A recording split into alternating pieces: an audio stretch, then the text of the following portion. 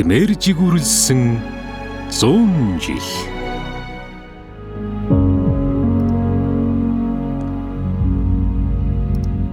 Ардын хөвсгөл яснаас 1 сарын дараа буюу 8 сарын 14-ний өдөр засгийн газар хуралдаж хөвгүүд охтын сургуулийн танхим байгуулахаар шийдвэрлэжээ. Улмаар нийслэл хүрээний Эрдэнэ Шанзад ба Дөрвөн аймгийн Жаса Мами хотын хэлтсийн төшмөд нарт баг сургуулийн танхим нээж олон хөвгүүд охтыг эрдэмд боловсруулах учраа 7-13 насны хүүхдийн тоог 7 өдрийн дотор гаргаж сургууль бүртгэлийн газар бэлтгэхийг тэмдэглэн хөргүүлсэн байдаг.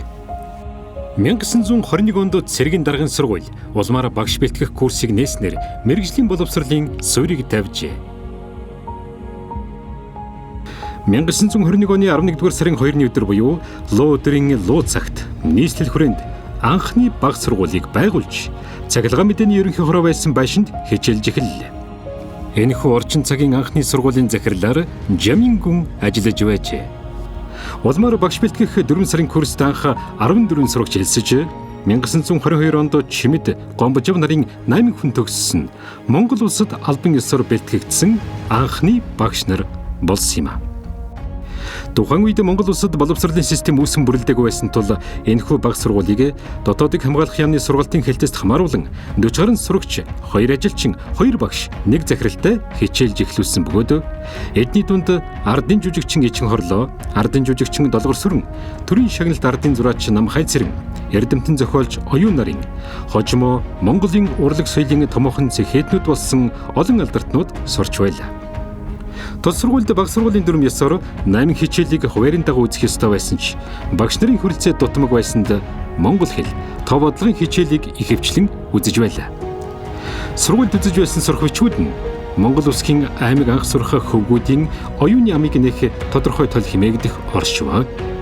Монгол улсхийн ёсыг өчүүхэн төдий товчлон гаргасан байдал, цаасан шувуу, оюун төлхөр зэрэг номууд байлаа. Ингэж баг сургуулийн танхим нээсний дараа 1922 оны 3 дугаар сараас эхлэн Майма, Улайста, Ховд, Алтанбулаг, Хатгал харуул, Түшэтвэн ламсрынгийн хошуу зэрэг 9 газарт 12 багш, 190 гаруй хүүхэдтэй 4 сургууль ажиллаж эхэллээ. Улмаар тэрхүү бааз дээр түшиглэн 1923 онд анхны бүрэн бус дунд сургуулийг нийслэл хүрээнд 1927 онд 5 аймгийн төвд тус байгуулжээ. За ардын засгийн жилүүдэд монголчууд бол дэлхийн нийтийн боловсролын хөгжил, шинэ ухааны хөгжлийн жишгийг бол бүр судалсан.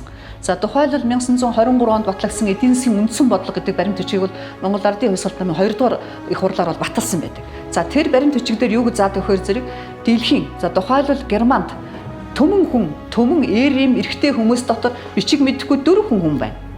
Английн төмөн хүн дотор эрэм төмөн хүн дотор Англид бичиг мэдэхгүй 10 хүн байна.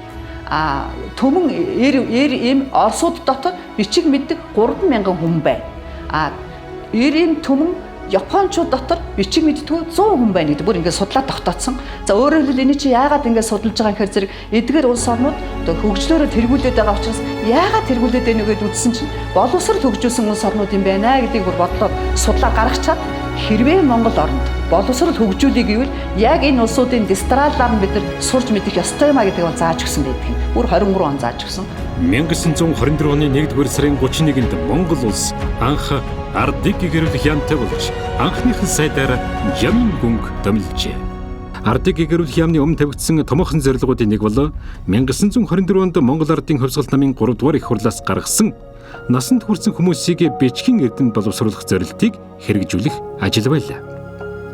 Учир нь 1921 онд бичиг үсэг сайн мэдэх хүн улсын хэмжээнд 5164 байсан бөгөөд энэ талаар академич Цэндийн Дамдын сүрэн Монгол бичиг сайн мэдэх хүн 100-ны 3%, бичиж чадахгүй боловч уншиж чадах хүн 100-ны 5% лав байсан гэсэн байдаг. 1925 онд болсон багш нарын 2 дугаар их хуралд ардыг гэрүүлэх яамны зүгээс тавьсан илтгэлд халахын 5 аймгийн бүх охид хөвгүүд 147,069, үүний дотор сургуульд явбас зохих 8-аас 16 насны 79,417 байгаа ба дөрвөд дариганга бүрээд хушууны хүүхдийг 20,000 орчмоор тооцвол 9,108 хүүхдийг сургах болно. Одоогийн байдлаар 5 аймагт байгуулсан 63 сургуульд 1,109 хүүхэд суралцж байна. Ийхүү сургуульд суралцагчид олширхын сацуу хүүхдийн байгууллага шаардлага гарч 1925 оны 5 дугаар сарын 25-нд 200 пионерыг нэгтгэсэн 14 салаа 4 бүлгэмтэйгээр Монголын пионерын байгууллагыг байгуулж анхны чуулганыг зохион байгуулжээ.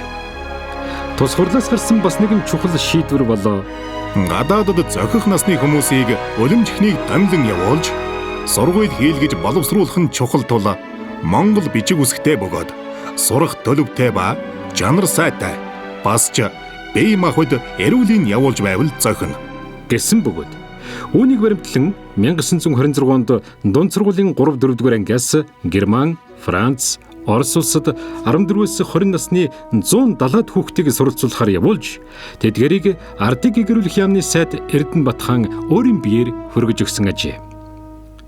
1926 онд Монгол Ардын Хувьсгалт намын 5 улсын 3 дугаар их хурлаас ардын гэгэрлийг хөгжүүлэх 10 жилийн төлөвлөгөөг боловсруулан гаргасан бөгөөд энэ үеэс бага сургуулийн сургалтын хугацааг 4 жил болгон нэмэгдүүлсэн байна. 1926 оны бага сургуулийн сургалтын төлөвлөгөө. Шашны нөлөө гэдэг Монголын ард түмнээс тийм амар салаагүй. Засаг төрийнхэн явуулж байгаа арга хэмжээ бодлоготой зөрчилдөж сургуулийг байгуулахад нь жаахан төв хүчлүүлж байна.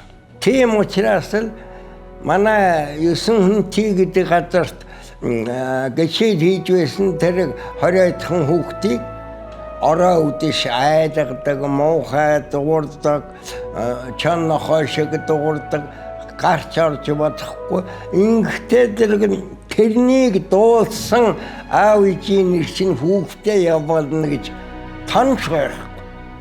Авъя татаж авъя. Тэр 9 хүнд бол хаа айжг нь ийм тийм гэж ингэж л цоорхал зарж байсан үед би 2-3 сар тэр сургуульд байсан байгаа. 1926 оноос эхлэн шашны үжил сурталыг шүүмжлэх үүргийн төр дагаж явах дүрм гэгч зүйл гарч нэг айлын эрэгтэй хүүхдийн 2-оос бусдыг лам болгохыг хоригложээ. Оросын эрдэмтэн Балдаев бичснээр 1929 онд сургуулийн насны 80,000 хүүхдээс улсын сургуульд 6,773 буюу 7 орчим хувь нь суралцж байхад зөвхөн 4 аймгийн сүм хийдэд 8-аас 13 насны 19,000 хүүхэд буюу энэ насны нийт хүүхдийн 25% нь суралцж байлаа гэсэн байна. 1927 оны хүн амын тооллогоор манай улсад нийт бичиг мэдэгч хүн 30,544 болсон нь нийт хүн амын 446% болсон байлаа. 1930 онд Улаанбаатар хотын Жанжин Сүхбаатарын нэрэмжит коммуны дэргэд анхны цэцэрлэг 30 хүүхдтэйгээр байгуулагдаж үйл ажиллагаагаа эхэллээ. Дараа нь Сэлэнг, Хэнти, Завхан, Ховсгол аймагт хүүхдийн цэцэрлэгүүд тус байгуулагдсанаар сургуулийн өмнөх насны хүүхдийг хүмүүжүүлэх байгууллага хөгжих анхны суурь тавигдсан юм а. 1930 онд Монгол Ардын Хувьсгалт намын 8 дугаар их хурлаас гарсан нэгэн тогтоолд Латин үсгийг өөрийн монгол хэл дээр зохилдуулан үндсэн хэлний үсэг болгон хэрэглэх явдлыг богино хугацааны дотор гүйцэлдүүлж, нийт соёл боловсролын ба санхүүд боогдож саатан бүхий байдлыг устгахыг чухалчлах гэж заасны дагуу Монгол улс латин үсгийн багш бэлтгэж, ном дэвтэр хэвлэх, сонь сэтгүүлд болон гаргах ажлууд хийж, латин үсгийг боловсруулах комисс гарган ажиллаулжээ. Ийхүү Монголын шинэ үеийн боловсрол хөгжлийнхэн эхний 10 жилийн туршид цэцэрлэг бага сургууль байгуулах, бүх нийтийг бичиг үсэгт сургах талаар онцгой анхаарч ажилласнаар улс орон даяар бага сургуулийн хэмжээний мэдүүлж хичээлийн төлөвлөгөөг боловсруулах болсон бөгөөд үүний араас хийгдэх ёстой нэн чухал ажил болох дунд сургуулиудыг олноор байгуулах ажилда 1931 оноос эхлэн ганцхан шамлан орлоо.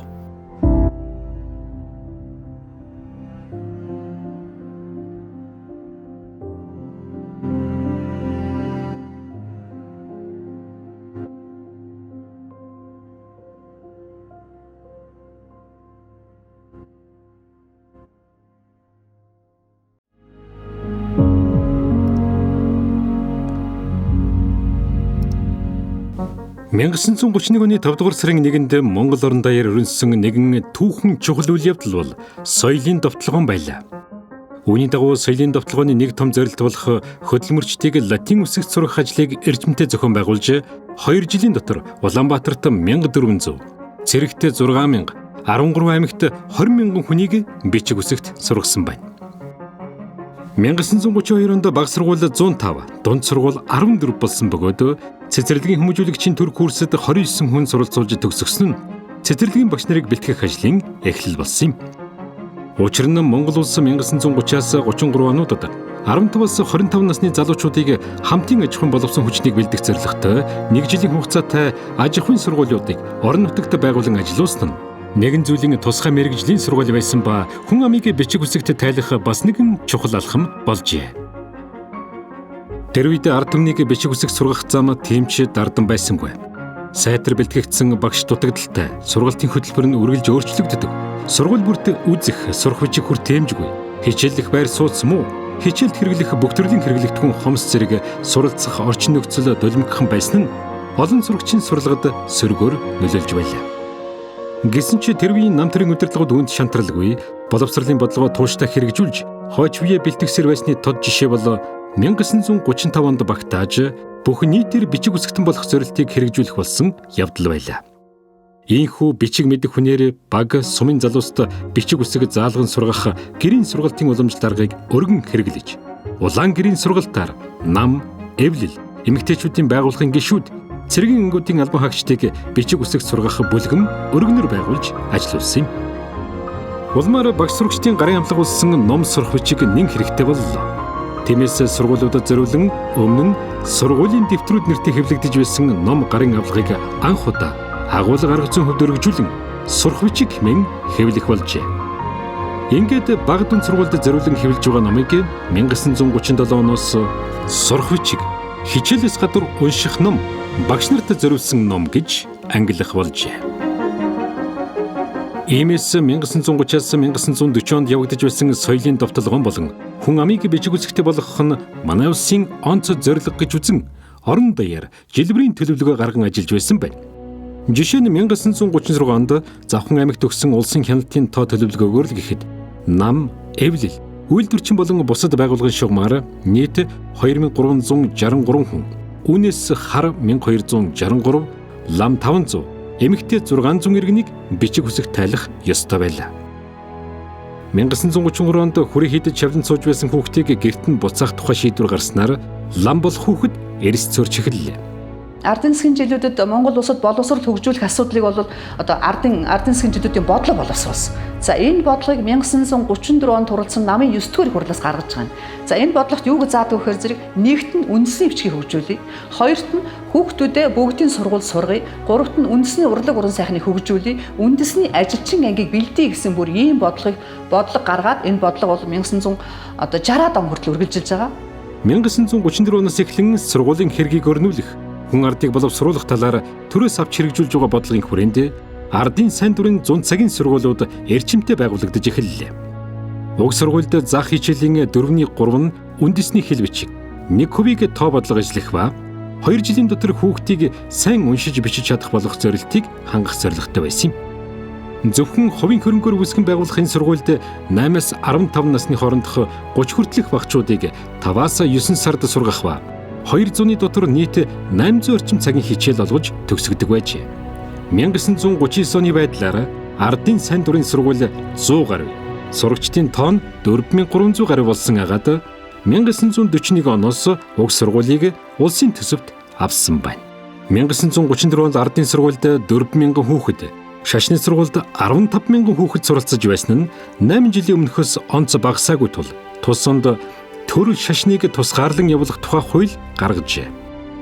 Улмаар 1937 оны 5 дугаар сард гэгэрүүлэх яамнаас лам нарын төв комисс дэлгэсэн бичигтэд дурдахтан сүм хийдэд сууж буй багчуудыг элсүүлэн сургах, 50 сурагчийн оронтой бүхий бага сургуулийг багш нарыг бэлтгэх сургуулийн дэргэд байгуулах, өөрийг ижил 8 тооны тусгай сургууль байгуулах, лам нарын үзэх цагаан толгой ном гаргах, доод лам нарыг бичиг үсэгт сургах тухай төлөвлөгөөг өргөтгөх, 5000 орчим лам нарыг бичиг үсэгт сургах арга хэмжээг авахар болов хэмээн мэдэгдсэн байна. Улмаар 1937-оос 1939 онуудад сүм хэдийг татан буулгаж эхлэхэд шавлын сууж байсан хүүхдүүд сургуулийн газруудад хамрагдах боломж бүрэн бүрдсэн ажээ. Мөн 1936-оос сурагчдын сурлага боловсролыг шалган үзэж, сурлагын амжилтыг тогтоож, онц сайн, дунд, муу хэмээн дүгнэж эхэлсэн байна. Энэхүү шалгуур үзүүлэлтийг үндэслэн сургалтын явц, дүн гүнлэх тогтолцоонд шилжин хичээлийн жилийн эцэст анги дэвших сургууль төгсөх шалгалтыг авдаг болжээ. 1930-ад он хүртэл гарсан цагаан толгойнуудын үсгийн тоо дараалал өөр байсныг нэгмэр болгох хэрэгцээ үүссэн тул ардыг гэгэрүүлэх яам, шинжлэх ухааны хүрээлэн нар хамтран Монгол улсын дотор нийтээр дагаж хэрэглэх үндэсний үсгийн үлгэрчилсэн цагаан толгойг бүгд 29 үсэгт багтаан төлөвлөснийг 1936 оны 8 дугаар сарын 14-нд сайд нарын зөвлөл батлан хэрэглэх боллоо. Үүний дагуу Ч бат очор 36 тайлбар тойл. Эс шагж эрх үеийн хялбар болгон зохиосон монгол хэлний тайлбар чандамны эрх. Үсгийн дүрмийн товч тойл, монгол үсгийн дүрмийн тойл бичиг. Зэрэг номнууд 1937-нд хэвлэгдэн гарлаа. 1938 оны 2 дугаар сард ардыг гэгэрүүлэх яам, шинжлэх ухааны хүрээлэн улсын хэвлэлийн газартай хамтран сурах бичиг зохиох хэвлэх талаар шийдвэр гарсан байна. Уг ажлыг эрхлэх комиссн Дамбиним, Чимэд, Лувсан Вандан, Далхчав, Цэвэгжав, Цэвэг мэд нарын хүмүүстэйгээр байгуулагдсан юм. 1938 онд 10 жилийн анхны ерөнхий боловсролын бүрэн дунд сургууль Улаанбаатар хотноо байгуулагдсан нь одоогийн 1-р дунд сургууль байлаа. Уг сургуулийн анхны хичээлүүдийг орос багш нар Кузецова, Зарицковский нар зааж, Цэвэгмэд, Цэдэнжав, Цэрэндав, Даштурч нар орчуулагч багшаар ажиллаж байлаа. 1939 оны 12 сард гэгэрүүлэх яамнаас намын төв хороонд оруулсан илтгэл дурдахтан Тус оны байдлаар Монгол улс даяар улсын сургууль 93, сайн дурын сургууль 190 байна. Бүх хүүхдийг ойрын 3-4 жилд сургуульд хамруулах, дунд сургуулиудыг нэмэгдүүлэх, сурагчдын мэдлэгийг сайжруулах, сургуулийн аж ахуйн материалын баазыг бэхжүүлэх гэж заасан нь бүх нийтийг хамран сургах анхны санаа байлаа. Ийхүү 1940 онд Монгол Ардын Хувьсгалт намын 10 дугаар их хурлын заалтын дагуу 4 дугаар сарын 12-нд гарсан тогтоолоор сум бүрийг улсын жинхэнэ баг сургуультай болгохоор бодож 227 шинэ баг сургууль байгуулахыг заасан байна. Үүнтэй холбогдуулан 1938-аас 1939 оны хичээлийн жилд багшийн сургуульд 232 сурагч, орчуулагчийн ангид 30, уран сайхны ангид 30, дээд сургуулийн бэлтгэлд 37 оюутан суралцж байлаа. Мөн 29 хүн дунд ангийн багш болж төгссөн нь манай улсын дотооддоо багш бэлтгэх ажлын 2 дахь шат буюу дунд ангийн багш нарыг бэлтгэх ажлыг эхлүүлсэн хэрэг байсан юм. Үүний зэрэгцээ 1930-аас 1940 онд Улаанудын Монгол рабфакийг төгссөн 400 гаруй хүний олонх нь багш болж эргэж ирсэн билээ. 1939 оны байдлаар 118 сургуульд 12226 хүүхэд суралцж байсан бол 1940 онд сургууль 338 болж сурагч 25840-д хүрсэн байна. 1930 онд Монгол улсын нийт хүн амын тэг зууны 93% нь сургуульд суралцж байсан бол 10 жилийн дараа энэ тоо огцом өсөж 1940 он гэхэд Монгол улсын нийт хүн амын 3.5% нь сургуульд суралцж байлаа. 1940 оны 12 дугаар сарын 6 Улаанбаатар хотноо улсын университет их сургууль байгуулах тухай сайд нарын зөвлөлийн 45 дугаар тогтоол гарлаа. Уг тогтоол ёсоор зоотехник, сургууль хүмүүжүүлэх, хүн эмнэлгийн гэсэн 3 ангитайгаар ардыг гэгэрүүлэх яамны харьяанд байгуулж 1941 оны 10 дугаар сарын 1-ээс эхлэн хичээллүүлэхээр заасан байна. Бүх нийтийг Монгол бичигт сургах хөдөлгөөн хэдэн жил үргэлжилсэний дүнд 1940 он гэхэд нийт насанд хүрэгчдийн 17% нь бичиг үсэг мэддэг болсон байлаа. Энэхүү ажил нь 1941 он хүртэл үргэлжлэн улмаар 1941 оны 3 дугаар сарын 25-наас эхлэн Монгол бичгийг шинэ орос үсэг дээр шилжүүлэн авах явдал чухал хэмээн үзэж 1931 оны зунаас эхэлсэн латин үсэг судлах ажлыг бүрэн зогсоожээ. Иймхүү дээр 10 жилд Монгол орны боловсролын салбар хүүхдийн цэцэрлэгээс дээд сургууль хүртэлх шат дараалсан сургалтын тогтолцоотой болж үндэсний багш нараа бэлтгэж эхлэн Монгол улсад боловсролын эжгүрэн тогтолцооны үндэс суурь амжилттай тавигдсан түүхтэй.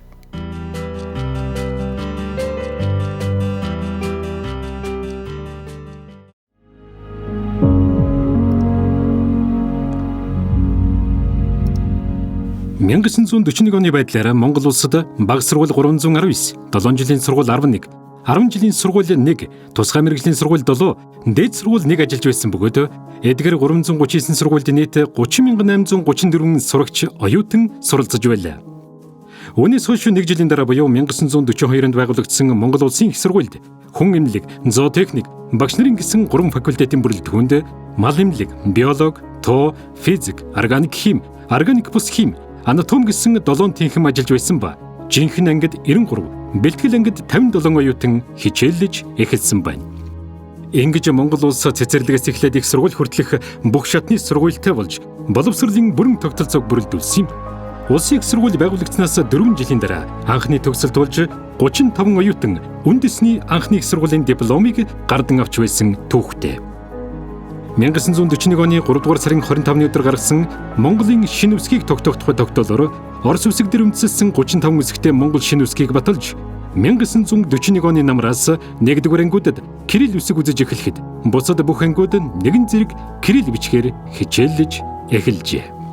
Багшлах боловсон хүчинцэн багшийн мэргэжлийн нэр хүндийг дээшлүүлэх шаардлагатай байсан тул 1942 оны 1-р сарын 17-нд анх бүгд наримдах Монгол Ард улсын Гавьят багш гэдэг цолыг бий болгож Цэвэг мэд, Шарвнэмбу, Далхчав, Тамжид нарт уг цолыг анх олгосон байна. 1944 оны байдлаар 8-12 насны 130,908 хүүхдийн 31,822 нь сургуульд суралцж байлаа. 1945-аас 1946 оны хичээлийн жилээс эхлэн 4, 7, 10 дугаар төгсөгчдөөс төгсөлтийн шалгалт авч явахаар тогтоосон байна. Манай улс 7 жилийн бүрэн бүс дунд сургуулийг 8 жилийн сургууль болгон өөрчилж гэр ахуй, дархан, мужаан, хөдөө аж ахуйн үндэс зэрэг хичээлийг оруулан судлах болсон бөгөөд 11 жилийн цөөн сургуульд үйлдвэрлэлийн сургалт явуулах боломжийг туршиж эхэлжээ. Хэдий дайны хүнд хэцүү үе байсан ч 1946 онд манай улс 92 нэр төрлийн сурах бичгийг хэвлэн тараасан байдаг. 1947 оны байдлаар манай улсын 369 сургуульд 49,845 хүүхэд суралцах болсон нь сургууль суралцагчдын тоог жил бүр 6,000-аар нэмэгдүүлсэн хэрэг юм. Монгол Ардын хувьсгал намын 11-р их хурлаас гарсан 1948-аас 1952 онд улс ардын аж ахуй, соёлыг хөгжүүлэх 5 жилийн төлөвлөгөөний тухай тогтоолд Энэ 5 жилийн дотор бага сургуулиудад 94,138 хүүхдийг элсүүлэн сургах, хөдөөд 4-р анги, хотод 7 жилийн боловсралтай болгох ба аймгийн төв бүхэнд бүрэн дунд сургууль бий болгох. Ойрын 3 жилд бүх хичээлүүдийн тогтмол сурах бичгийг гаргаж сургуулиудыг хангах. 1949 оноос эхлэн Монгол улсын сургуулийн насны бүх хүүхдийг заавал бага сургуулийн 7 жилийн боловсралтай болгоно гэж тус заажээ. Зүгээр шинэ цагийн боловсрол үүсгэн гэдгээс анхны 5 гэрээ бариад багш нар анхны багш нар анхныхаа сурагчдыг цуглуулад хичээл орж исэн математик, түмэн бодис, их хэлний хичээлүүдийг орж исэн. Тэр түүхээс энэ өдрийг харьцуулаад үзэх юм бол багшийн бүхэл бүтэн систем бүрэлдэхүүн тогтсон байна. Айрам сургуулийн өмнөх насны багш нар яг тэр дидакт арга зүйтэйгээ яаж өөр багш хүнийг цогцоор хөгжүүлэх. За тэгээ ерөнхий боловсролын сургууль, ихтэй сургууль. За тэгээд бид нар сүүлийн үед ярьж байна 21-р зууны ер нь өмнөөс нь ярьж гисэн насан туршдаа хүн суралцахгүй гэдэг асуудал бүр системд нь авч үзэж багшийг бүрдүүлж бүтээж ирсэн юм сайхан түүхтэй. Ялангуяа өнгөрсөн бидний түүх болж үлдсэн социализмын үед бол бид нар гайхалтай амжилт олсон явдалд бол багш нар бүр түүхэн үргэлжлэсэн. Нөгөө талаас багш нар бол үнэхээр аргагүй шилдэгүүд нь байсан. Багш нар зөвхөн нэг тухайн судалгахны хичээлийг хүүхдийн шинжилгээ ухааны үндэслээд хүүхдэд мэдлэг болоо суулгахаас илүүтэй тэр хүний хүн болгох, тэр хүнд хүлгэрэлэх, тэр багшийг үнэн зөв байх, ёс суртахууны өндөртэй байх, бие биенээ хүндэтгэх, хайрлах, хамтран ажиллах гэх мэт бүх зүйл хошуучлагч, манлайлагч шилдэг нь байж чадсан юм аа. 1941-ээс 1951 онд Улаанбаатар хотын багшийн сургуулийн дэргэдэх хүүхдийн цэцэрлэгийн ажилтны богино хугацааны курсээр 200 гаруй хүнийг бэлтгэн гаргажээ. 1941-ээс 1948 онд бүгд 295,807 хүнийг бичиг үсэгт сургасан нь Монгол улсын нийт хүн амын 40% хүрсэн амжилтыг үзүүлжээ. Үүний тулд насанд хүрэгчдэд зориулсан цагаан толгой, насанд хүрэгчдийн тоо бодлого, дэлхийн байдлын сурах бичиг, эх орны дайны тухай, манай эх орон зэрэг 15 төрлийн номыг 75 мянган хувиар хэвлүүлэн гаргаж түгээсэн явдал онцгой нөлөө үзүүлсэн юм. 1950 оны намраас манай улсын бүх аймгийн төвүүдэд 10 жилийн дунд сургуультай болсноор бүх нийтийг анхан шатны боловсролтой болгох зорилт бүрэн хэрэгжиж, улмаар энэ үйл явдал Монгол улсын гэгэрэл боловсролын түүхэнд гарсан томоохон ололт болжээ.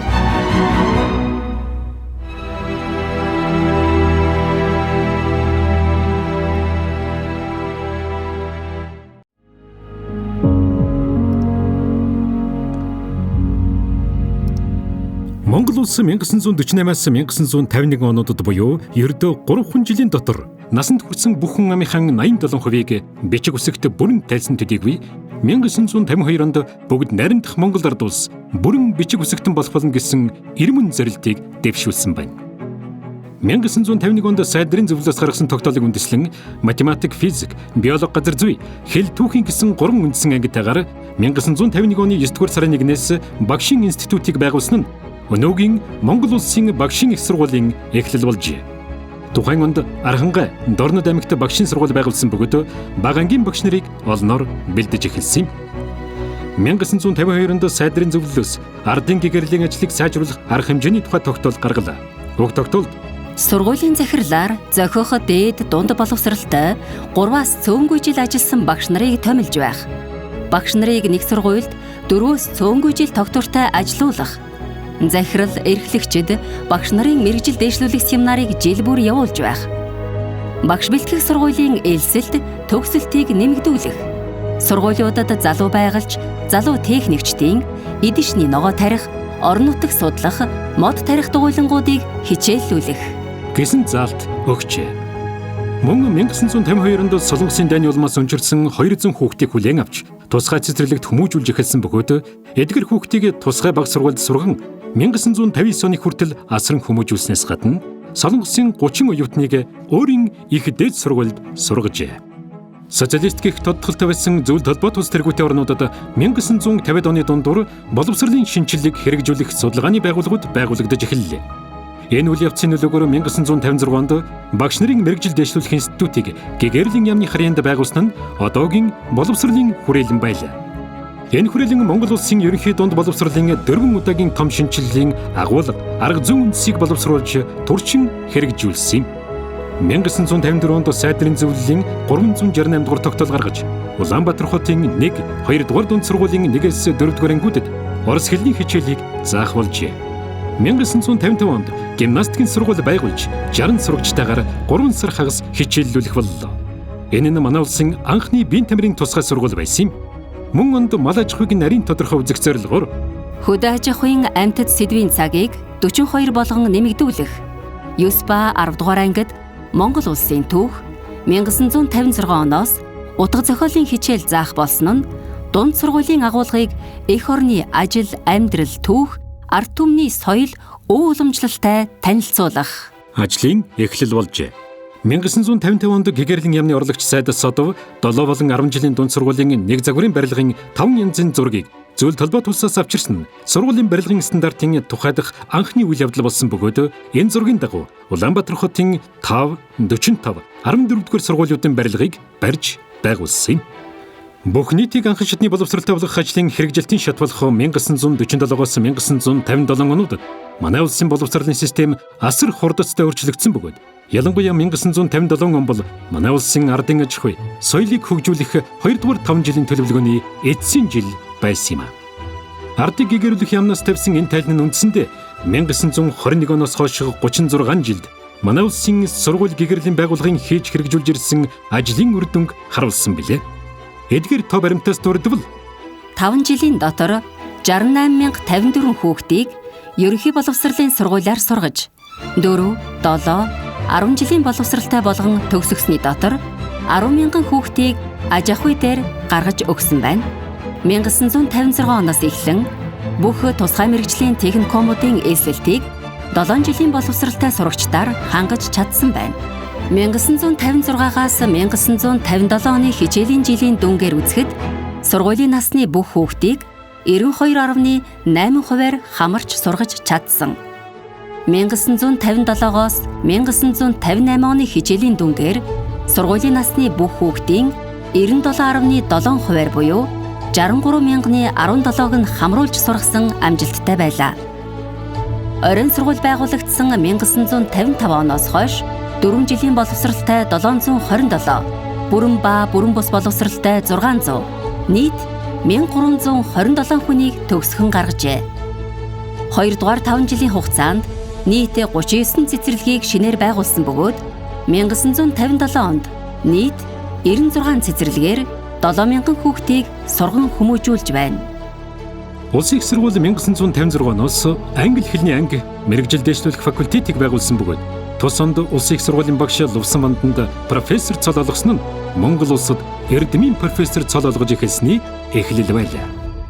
1956 оны намар багшийн институтыг багшийн дээд сургууль болгон өөрчлөн зохион байгуулснаар бүрэн дээд боловсралтай багш бэлтгэх сургууль болж өөрчлөгдөн ажиллаж эхэллээ. 1958 онд социалист орнуудын дунд сургуулийн математикийн олимпиад явагдаж эхэлсэн нь манай улсад үлгэр жишээ болж 1959 онд Улаанбаатар хотын математикийн олимпиад болсон нь манай улсын хэмжээнд дунд сургуулийн хичээлийн хувьд хийгдсэн хамгийн анхны олимпиад болсон байна. Мөн тус 1958 оноос манай улс ардын гэгэрлийн тэргүүний ажилтан цол тэмдгийг бий болгож 1960 оны 10 дугаар сард Улаанбаатар хотын 5-6 дугаар сургуулийн захирал Хангай Чүлтэм жамцнаар анх удаа шагнагджээ.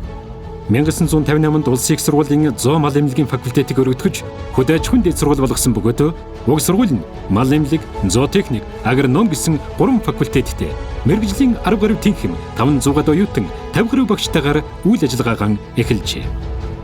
1957 оны эцсээр манай улсын 8-аас 45 насны 444,423 хүн ам бичиг үсэгт бүрэн тайлагдсан байсан нь Монгол улсын нийт хүн амын 93.4% байсан нь бичиг үсэг үл мэдэх явдлыг үндсэнд нь арилгасан маш том амжилтын баталгаа байлаа. Энэ үйл хэрэгт 1957 оны байдлаар улсын хэмжээнд ажиллаж байсан дээд боловсралтай 220, бүрэн бус дээд боловсралтай 600, сургууль хүмүүжүүлэх дунд боловсралтай 579 зэрэг нийт 3565 багш онцгой хувь нэмэр оруулсан билээ. 1958 онд сайдны зөвлөлөөс гаргасан аймгийн төв хотуудын сургуулийн насны хүүхдийг заавал 7 жилийн боловсралтай болгох тухай тогтоолд манай ард түмэн сургуулийн насны бүх хүүхдийг заавал анхан шатны боловсралтай болгох зорилтыг амжилттай биелүүлээ гэж дурдсан. 1921 оноос дэвшүүлсэн хүн ардыг бичиг үсэгт сургах анхан шатны боловсрол эзэмшүүлэх зорилтыг амжилттай биелүүлж чадсны нотлогоо байсан юм. Энэ үеэс Монгол улсын хүүхэд залуусыг бүрэн дунд боловсралтай болгох зорилтыг дэвшүүлж дараагийн бодлого төлөвлөгөөг хэрэгжүүлж эхэлжээ.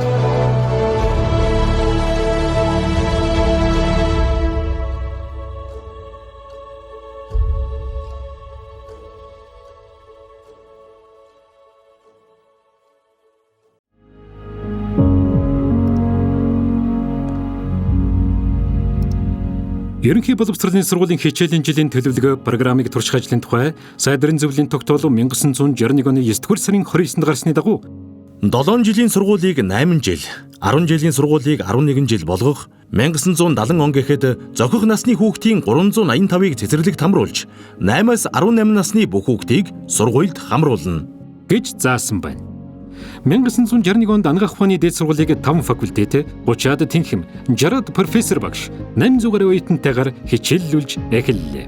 1962 онд сайдрын зөвлөлөөс сургуулийн өмнөх насны хүүхдийг хүмүүжүүлэх ажлыг цаашид сайжруулах арга хэмжээний тухай тогтоол гаргасан бөгөөд үүнд хүүхдийн цэцэрлэгийн үндсэн хэлбэр болох ердийн ажиллагаатай цэцэрлэг, үйлдвэрийн газрын дэргэдэх, ээлжийн ажилтай эхчүүдэд зориулсан 24 цагийн ажиллагаатай цэцэрлэг, улирлын ажиллагаатай ойн цэцэрлэг, байнгын ажиллагаатай ончин хүүхдийн цэцэрлэг, хөгжлийн бэрхшээлтэй хүүхдүүд зориулсан тусгай цэцэрлэг, хаврын тариалан, мал төлөлт, тариа хураалт, өвс хадлангийн үеэр ажиллах улирлын цэцэрлэг, сайн дурын үндсэн дээр байгуулсан гэрийн цэцэрлэг гэсэн хэлбэрүүдийг тогтоож өгчээ. 1963 оны 2 дугаар сард Монгол улс сургууль амьдралын холбоог бэхжүүлж ардын боловсролын системийг цаашид хөгжүүлэх тухай хуулийг батлан гаргалаа. Дунд техник мэргэжлийн сургууль, тусгай мэргэжлийн дунд сургууль, дээд сургуулийн тухай гэсэн 4 бүлэг 49 зүйлтэй гарчээ. ерөнхий боловсрал, хөдөлмөр политехникийн 8 жилийн сургуулийн дүрм, үйлдвэрлэлийн сургалтаа ерөнхий боловсрал, хөдөлмөр политехникийн 10 жилийн сургуулийн дүрм, ерөнхий боловсролын оройн дунд сургуулийн дүрм гэсэн 3 дүрмийг батлан гаргаж, гэгэрлийн яамнаас 8, 11 жилийн сургуулийн сургалтын төлөвлөгөөг шинчлэн баталжээ. 1963-нд 10 дугаар анги төгсөгчдийн тоон дээд сургууль төгсөгчдийн тооноос давсан бөгөөд Улаанбаатар хотын 2 дугаар сургуульд математикийн гүнзгэр өвсөн сургалттай анги нээсэн нь Монголын анхны гүнзгэр өвсөн сургалттай анги болсон байдаг. 1962 оны 11-р сарын 1-нд Монгол улс Нэгдсэн үндэсний байгууллагын боловсрол, шинжлэх ухаан, соёлын асуудал эрхэлсэн байгууллага ЮНЕСКОд элсэн орлоо. За энэ 20 дугаар зууны 60-аад оноос хойш орж ирж байгаа боловсролын системд орж ирж байгаа нэг гол том зорилт бол юу вэ гэхээр зэрэг тус улс орнд ажил дүр хөгжсөнтэй холбогдуулаад мэрэгжилтэй ажилчдыг бид бэлтгэх техник мэрэгжлийн сургуулиуд байгуулагдтыг. За ингээд техник мэрэгжлийн сургууль байгуулагдахтайгаа зэрэг Монголын боловсролын систем тогтолцооны хувьд сая бүрдэж байгаа. 1965 онд Монгол улсад 20 дугаар зууны Монгол улсад бүр 20 дугаар зууны эхнээсээ ахуулаад 65 он хүртэл хөгжсөөр яваад боловсролын систем бүтнээрээ цогцлон бүтээн байгуулагдаж байгаа юм. 1963-оос эхлэн Монгол улс техник мэргэжлийн сургуулиар мэргэжилтэй ажилчдыг сургуулиар бэлтгэж эхлэн бүрэн бус дунд сургууль төгссөн хүүхдүүдийг зөвлөлт холбоот улс Герман, Унгар улсад техник мэргэжлийн сургуульд суралцуулахаар олноор нь явуулж эхэлсэн юм. 1965 онд улсын хэмжээнд математикийн анхны олимпиад, 1969 онд 4, 8, 10 дугаар ангийн сурагчдын дунд монгол хэлний олимпиад жил бүр уламжлал болон зохиогдож эхэллээ. 1965 онд хүнсний үйлдвэрийн, уулын үйлдвэрийн, 1966 онд хөнгөн үйлдвэрийн Темс, 1967 онд совлэгчийн сургуулийг Улаанбаатар, Архангай, Дорнод, Ховд аймагт байгууллаа. Монгол улсад сургууль хүмүүжүүлэх ухаанаар эрдмийн зэрэг хамгаалуулах зөвлөл 1967 онд байгуулагдаж, мөн оноос багш нарын өдрийг тэмдэглэдэг боллоо. 1970 он буюу 4-р том жилийн төлөвлөгөөний дүн гарахад Монгол улсын хэмжээнд Хүүхдийн цэцэрлэгт 546 багш 32 мянган хүүхэд, бага сургууль 227, 8 жилийн дунд сургууль 225, 10 жилийн дунд сургууль 51 байсан ба нийт сургуульд 230,356 сурагч суралцж байлаа. Хүн ер нь дандаа цаашилж байдаг, хөгжихийг бодож байдаг, баяжхийг бодож байдаг, өргөн олуулаа болохыг боддог. Тэгтэл бичиг номтой болоод ирснийхэн дараагаар Монгол хуучин босоо бичиг маань шин үсэг болсон. Энэ бол бас манай боловсролын хөгжилд том өсрэлт. Хөгжил буур орнуудаас 1970 он гэхэд хамгийн түрүүнд хүн амаа бичиг үсэгт тайлах ажлыг амжилттай зохион байгуулж бүх нийтээрээ бичигдэн болж чадсан тул Монгол улсыг ЮНЕСКО-гоос Крупскаяг нэрэмжит бичиг үсгийн шагналаар шагналаа.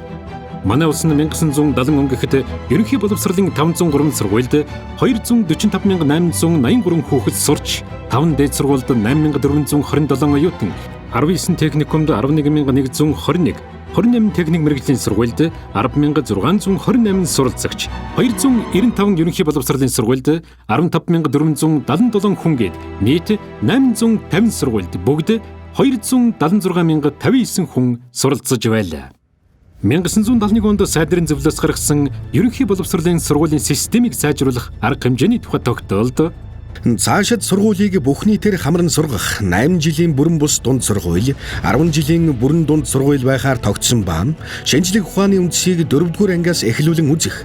Анги зохион байгуулалтыг бага ангид 40 сурагч, дунд ба ахлах ангид 35 сурагч хичээллэхээр тогтож, хичээлийн цагийг 7 хоногт бага анги 24 цаг, дунд ба ахлах анги 34 цагаас хэтрүүлэхгүй хэмээн зааж. Шинэ сургалтын төлөвлөгөө ёсоор дунд сургуулийн сургалтанд нийгмийн ухааны хичээл 43.8%, байгалийн шинжил математикийн хичээл 39.5%, хөдөлмөр сургалт 5.7%, газар зүйн хичээл 4.3%, биеийн тамир 6.7%-ийг эзлэх болжээ. Мөн сургуулийн насны хүүхдийг аажмаар бүрэн дунд боловсралтай болох бэлтгэлийг хангах зорилгоор бүрэн бус дунд сургуулийн төгсөгчдийн 60-аас доошгүй хувийг үргэлжлүүлэн сургаж байх. техник мэргэжлийн ба тусгай мэргэжлийн дунд сургууль үйлдвэрлэлд 8 дугаар анги төгсөгчдөөс шаардлагатай зарим мэргэжлэр 10 дугаар ангиас хичээллүүлж байх гэж тогтжээ.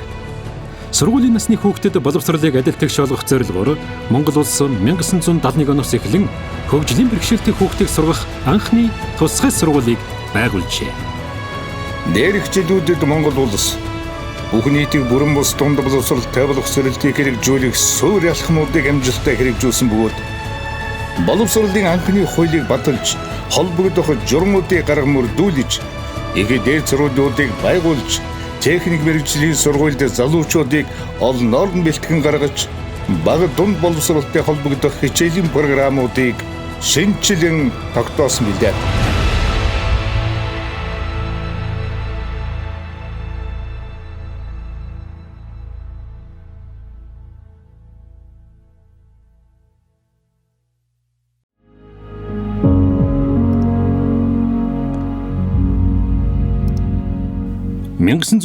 онд сайдрын зөвлөлөөс гарсан сургуулийн насны хүүхдийг бүрэн бүс дунд сургуульд нийтээр нь сургах тухай заавар зөвлөмж гарсан нь Монгол улс бүх нийтийг бүрэн бүс дунд боловсролтой болгох ажлыг албан ёсоор эхлүүлсэн хэрэг байлаа. Сургуулийн насны бүх хүүхдийг бүрэн бүс дунд боловсролтой болгох зорилтыг хэрэгжүүлж эхлэхийн өмнө үе 1970 оны байдлыг дунд сургууль олноор байгуулагдсан 1976 онтой харьцуулж үзвэл энэ хүснэгтүүдээс үзвэл 1970-аас 1976 оны хооронд бага сургуулийн тоо 72-оор цөөрч 8 жилийн дунд сургуулийн тоо 119-оор 10 жилийн дунд сургуулийн тоо 13-аар нэмэгдсэн байна. Энэ хугацаанд 8 жилийн сургуулийн эзлэгчин 16.7%-аар өсөж дунд ангийн сурагчдын эзлэгчин 5.2%-аар нэмэгдсэн байна. Ийхүү бага сургуулийн бааз дээр 8 жилийн дунд сургууль олноор байгуулагдсан нь сургалтын чанарт сөргөөр нөлөөлж байлаа. Хөдөөгийн сургуулийн анги бүлгийн тоо хичээлийн цаг цөөн учраас багшийн заах нуурамт цагийг гүйцээхийн тулд нэг мэргэжлийн багш 4-5 төрлийн хичээл зааж байсан нь сургалтын чанар доройтоход нөлөөлсөн юм. Сайдрын зөвлөлөөс 1973 онд гарсан 441-р тогтоолоор ерөнхий боловсролын сургуулийн нэгдсэн дүрмийг баталжээ. Уг дүрм зааснаар ерөнхий боловсролын сургууль нь 1-ээс 3 дугаар ангитай бага сургууль, 1-ээс 8 дугаар ангитай бүрэн бус дунд, 9-өөс 10 дугаар ангитай бүрэн дунд сургууль байна. Бага анги 7 хоногт 24 цаг, дунд ба ахлах анги 34 цагаас илүүгүй хичээлтэй байна. Бага ба дунд ангийн анги зохион байгуулалт нь хөдөөд 35, хотод 40 сурагчтай, ахлах ангийн хувьд 35 сурагчтай, хөдөлмөрийн хичээлийг эрэгтэй эмэгтэйгээр тусад нь зохион байгуулж, нэг хичээлийн үргэлжлэх хугацаа нь 45 минут байх ба хичээл хооронд 10 минут завсарлана гэж заасан байна. 1974 онд сайдрын зөвлөлөө дээд сургуулийн дүрмийг баталжээ. Энэ дүрмэнд дээд сургуульд төлбөргүйгээр сургах, дээд сургууль өдөр, орой ичнэ сургалтын хэлбэр байхыг ба 35 хүртэлх насны хүмүүсийг элсүүлнэ. Орой ичнэ салбарт нас харгалзахгүй элсүүлнэ. Дээд сургуулийн сургалт нь лекц, лабораторийн дадлага хичээл, хичээлийн дадлага, үйлдвэрийн дадлага, ангийн ажил, дипломын ажил, хичээлийн зөвлөгөө, хяналтын ажил, оюутны бие даасан ажил, эрдэм шинжилгээний ажил гэсэн хэлбрээр явагдана. Мөн энэ оноос эхлэн 6, 11, 21 жил ажилласан багш нарын ажилласан жилийн нэмэгдлийг мэргэжил дэвшлүүлэх курст суралцсан байдлыг харгалзан олгож байх гэсэн тогтоолууд гаргасан байдаг. 1975 оны 9 дугаар сард социалист орнуудын ардын боловсрол гэгэрлэн яамны сайд нарын 8 дугаар баг хурал түүний араас социалист орнуудын сургууль хүмүүжүүлэх ухааны академи хүрээлэнгүүдийн удирдагчдын зөвлөгөөн Улаанбаатар хотод болсон нь манай улсын хувьд боловсролын гадаад хамтын ажиллагааны тал дээр болсон томоохон үйл явдлуудын нэг байлаа. Мөн 1975 онд сайдрын зөвлөлийн 315 дугаар тогтоолоор Улаанбаатар хотод залуу техникчдийн ордонг байгуулж ажиллаж эхэлжээ. 1975 оны байдлаар Монгол улсын хэмжээнд 363 мянган сурагч суралцж, 13 мянган багш ажиллаж, нэг багшид 28 сурагч ноогдож байлаа. 1971 оны байдлаар дэлхийн хэмжээнд нэг багшид 24 сурагч ноогдож байсан нь манай улс энэ тал дээр маш амжилттай ажиллаж байсныг илтгэх чухал нотолгоо юм. 1975 онд Монголын багш нарын 4-р их хурал хуралдаж, бүгд найрамдах Монгол Ард улсын хөдөлмөрийн баатар цолыг боловсролын салбараас анх удаа багш Базар Давг нарт хүртээжээ. 1976 онд Монгол Ардын хувьсгалт намын 17-р их хурал дээр тавьсан төв хорооны илтгэлд сургуулийн насны хүүхдийг бүх нийтээр 8 жилийн боловсралтай болгох зорилтыг үндсэндээ биелүүлж дуусгах нөхөж байна. Одоо хөдөө аж ахуйн нэгдэл сангийн аж ахуйн төвийн 94% нь дунд сургуультай боллоо. Сургуулийн өмнөх насны хүүхдийн байгууллагад хамрагдсан хүүхдийн тоо 18% нэмэгджээ.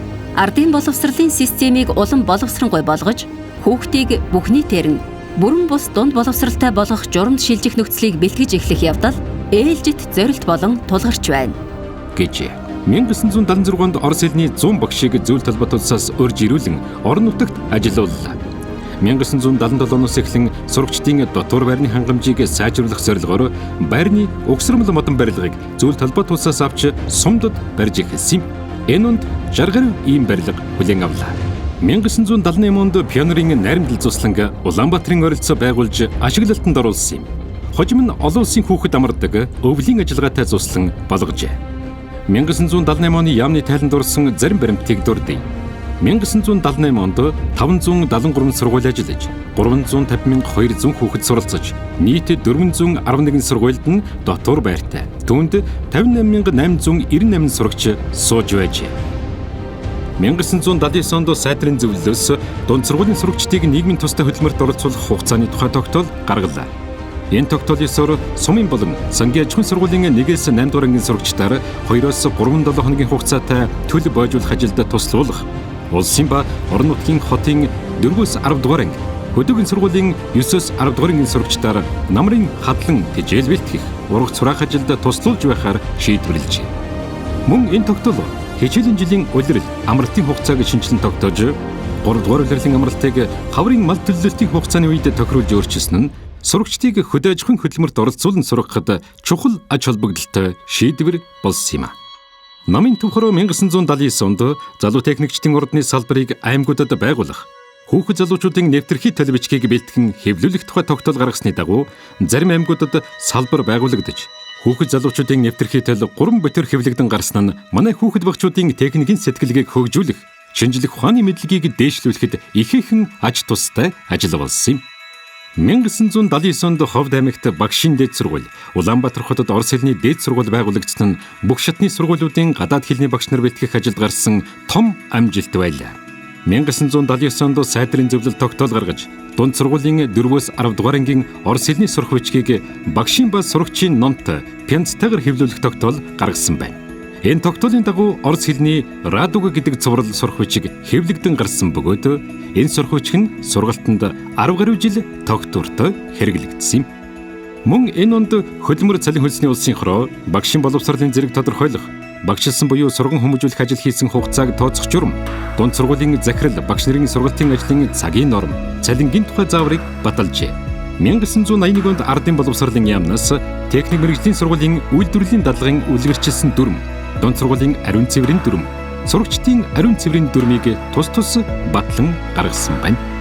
1971-ээс 1981 онд бүгд наримдах Монгол ард улс бүхэн нийтийг бүрэн бус дунд боловсролтой боловсролтой амжилттай хэрэгжүүлж, аймагт 10 жилийн, сум бүрт 8 жилийн дунд сургуультай болсон бөгөөд хөдөө орон нутагт дээд сургууль, техникум, техник мэргэжлийн сургуулиудыг олноор нь байгуулан өдөр, орой ичнээ хэлбэрээр сургах сургалтын хэлбэрийг тогтоож, дотооддоо үндэсний мэргэжилтэн бэлтгэх политехник боловсролыг хөгжүүлэхэд анхаарсан он жилүүд байлаа.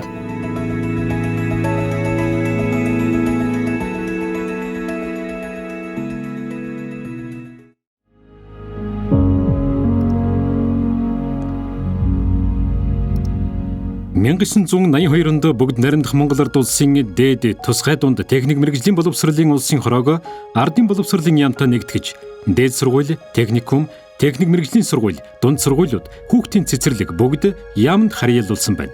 1984 онд тус хороог дахин яамны харьяалаас салгаж, дараагаар нь доктор Галсанг томилсон байна. Харин тус яамд техник мэргэжлийн сургуулиудыг удирдах ерөнхий газар байгуулагдсан. Ерөнхий боловсролын сургууль, хүүхдийн цэцэрлэгүүд, автобааз, барилга контор, сурах бичиг, сэтгүүлийн нэгдсэн редакц зэрэг чигүүргийн нэгжүүд харьяалагдж байсан юм. Мөн сайд нарын зөвлөлийн тогтоолоор сургуулийн барилгыг спортын танхимтай барьж байх, 1980 оноос эхлэн 4 жилд нэг удаа пионер сурагчдын спартакиад явуулж байхыг заажээ. Сайд нарын зөвлөл 1981 онд техник мэргэжлийн сургуулийн дүрмийг батлан гаргаж, 1983 онд техник мэргэжлийн сургуулийн сурагчдын хангамжийн тухай, 1984 онд техник мэргэжлийн сургуулийн талаар авах зарим арга хэмжээний тухай тогтоолуудыг гаргала. Ардын их хурлын тэргүүлэгчдийн 1981 оны 7 дугаар сарын 30-ны өдрийн 281 дугаар зарилгаар бүгд найрамдах Монгол Ард улсын ардын багш цолыг бий болгож, улсын багшийн дээд сургуулийн багш Гунгажавын Батсүх анх удаа 1981 онд шагнаглалаа.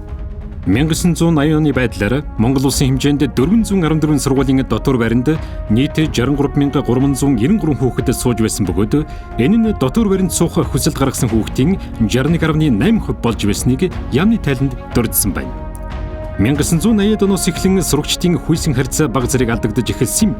Тухайлбал 1980 онд 1-р ангид элсэн хүүхдийн 50.9% нь болж байсан хөвгүүдийн эзлэгчийн 1988 онд 8-р анги төгсөх үед 48.5% нь болж 1989 онд 10-р ангид орох үед 59.9% болсон байлаа. 1989 онд дотоодын дээд сургуулийн оюутны 40.4% нь эрэгтэйчүүд байсан юм.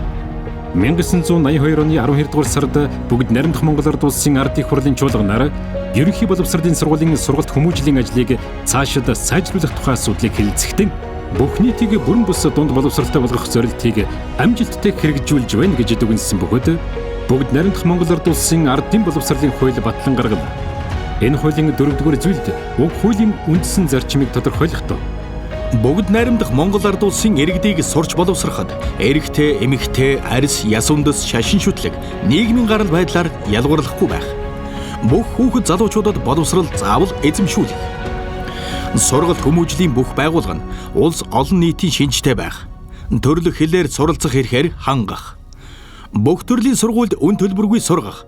Оюутан сурагчдад тогтоосон журмын дагуу улсаас тэтгэлэг олгож, материаллык бусад тусламж хөнгөлөлтийг үзүүлэх. Ардын боловсролын систем нэгдмэл бүх төрлийн сургуулийн сургалт доод шатнаасаа дээд шатанд шилжих боломжийг хангасан залгамж холбоотой байх. Сургалт хүмүүжлийн ажил нэгдмэл байх. Хүүхэд залуучуудыг хүмүүжүүлэхэд сургууль, гэр бүл, олон нийт хамтран ажиллах. Боловсрол хүмүүжил нь энэрэнгүй ёсны болон ёс суртахууны эрхэм нандин шин чанартай байх. Эрэгтэй, эмэгтэйчүүд хамт суралцах. Боловсрол нь шашны нөлөөнөөс тусгаар байх гэж заажээ.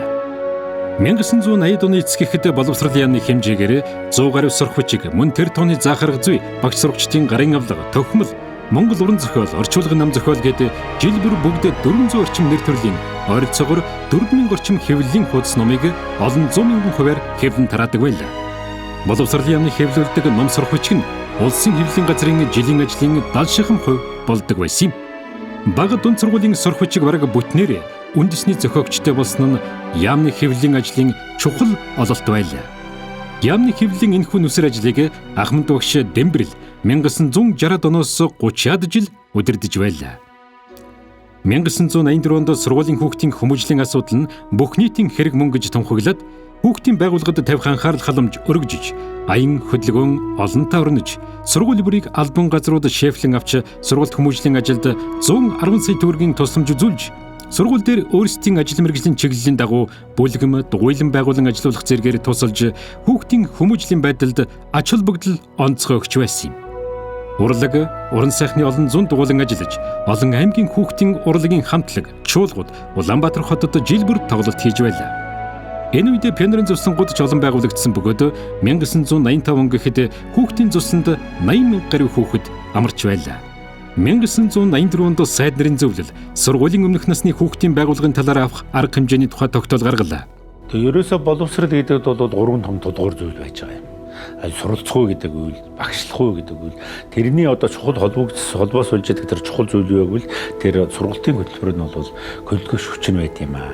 Ер нь аливаа нэгэн боловсролын хамгийн чухал хөдөлгөөч хүч нь зам харгуй, сургалтын хөтөлбөр юм. Чин үннийг хэлэхэд бол бид нар бас одоо зөв толгой тусаас тухайн одоо шинжлэх ухааных нь арга зүйг боловсролын одоо тухайн салбарын одоо арга зүйг бол тодорхой хэмжээний монголжуулж монгол хөрсөн дээр буулгаж хэрэгжилж байсан боловч магадгүй бидний энэ богино хугацаанд бол бас одоо энэ дэлхийн шинжлэх ухаан боловсрол хөгжсөн орнууд руу нэлээд өгч ирсэн гэж харах ёстой. Энийг бас бид үнэлж байх ёстой.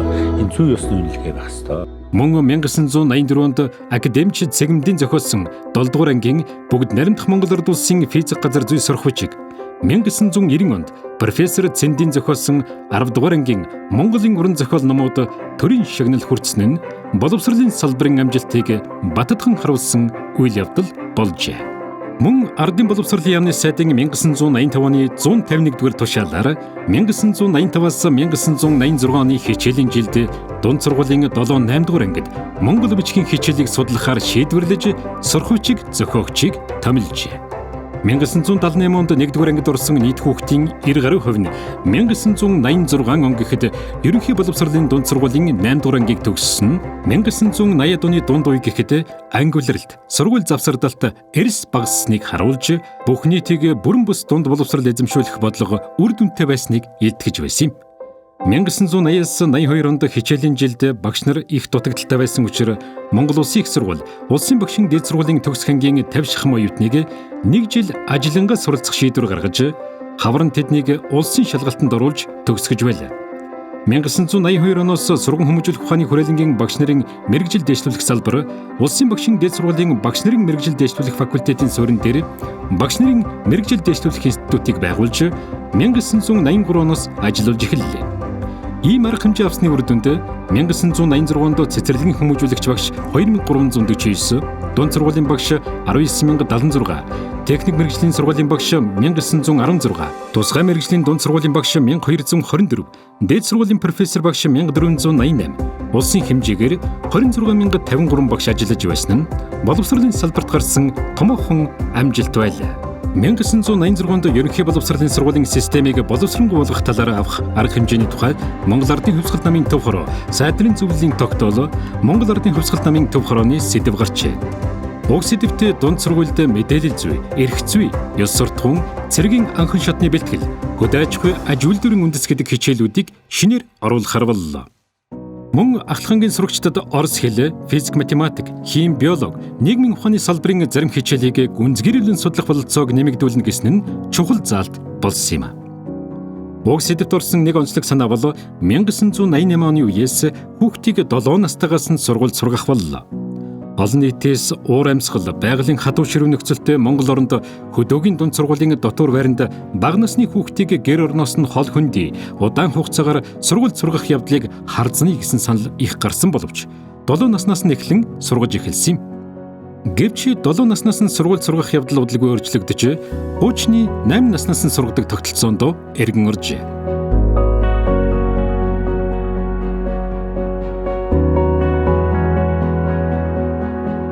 1986-ны 12 дугаар сард Монгол Ардын Хувьсгалт намын төв хорооноос сургуулийн системийг өөрчлөн боловсронгуй болгох тухай илтгэл гаргаж, сургуулийн амьдралд ардчлалыг нэвтрүүлж, сургуульд хүмүүжлийн ажлыг Монгол орны нөхцөл байдал, ард түмний зан уламжлал, эрхлэх аж ахуйд тулгуурлан түүнтэй нэгт уялдаатай явуулах, гадны туршлагыг шууд хуулбарлан хэрэглэх явдлыг зогсоох зэрэг зүйлүүд дурддагджээ.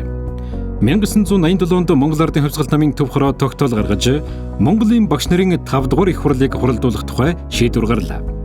1987 оны 2 дугаар сард Ардын боловсролын яамны сайдын тушаалаар дунд сургуулийн сургалтын төлөвлөгөөг баталж 1987-оос 1988 оны хичээлийн жилээс мөрдүүлжээ. Энэхүү сургалтын төлөвлөгөөгөөр 7 хоногт доорх цагаар хичээлж байхаар тогтжээ. –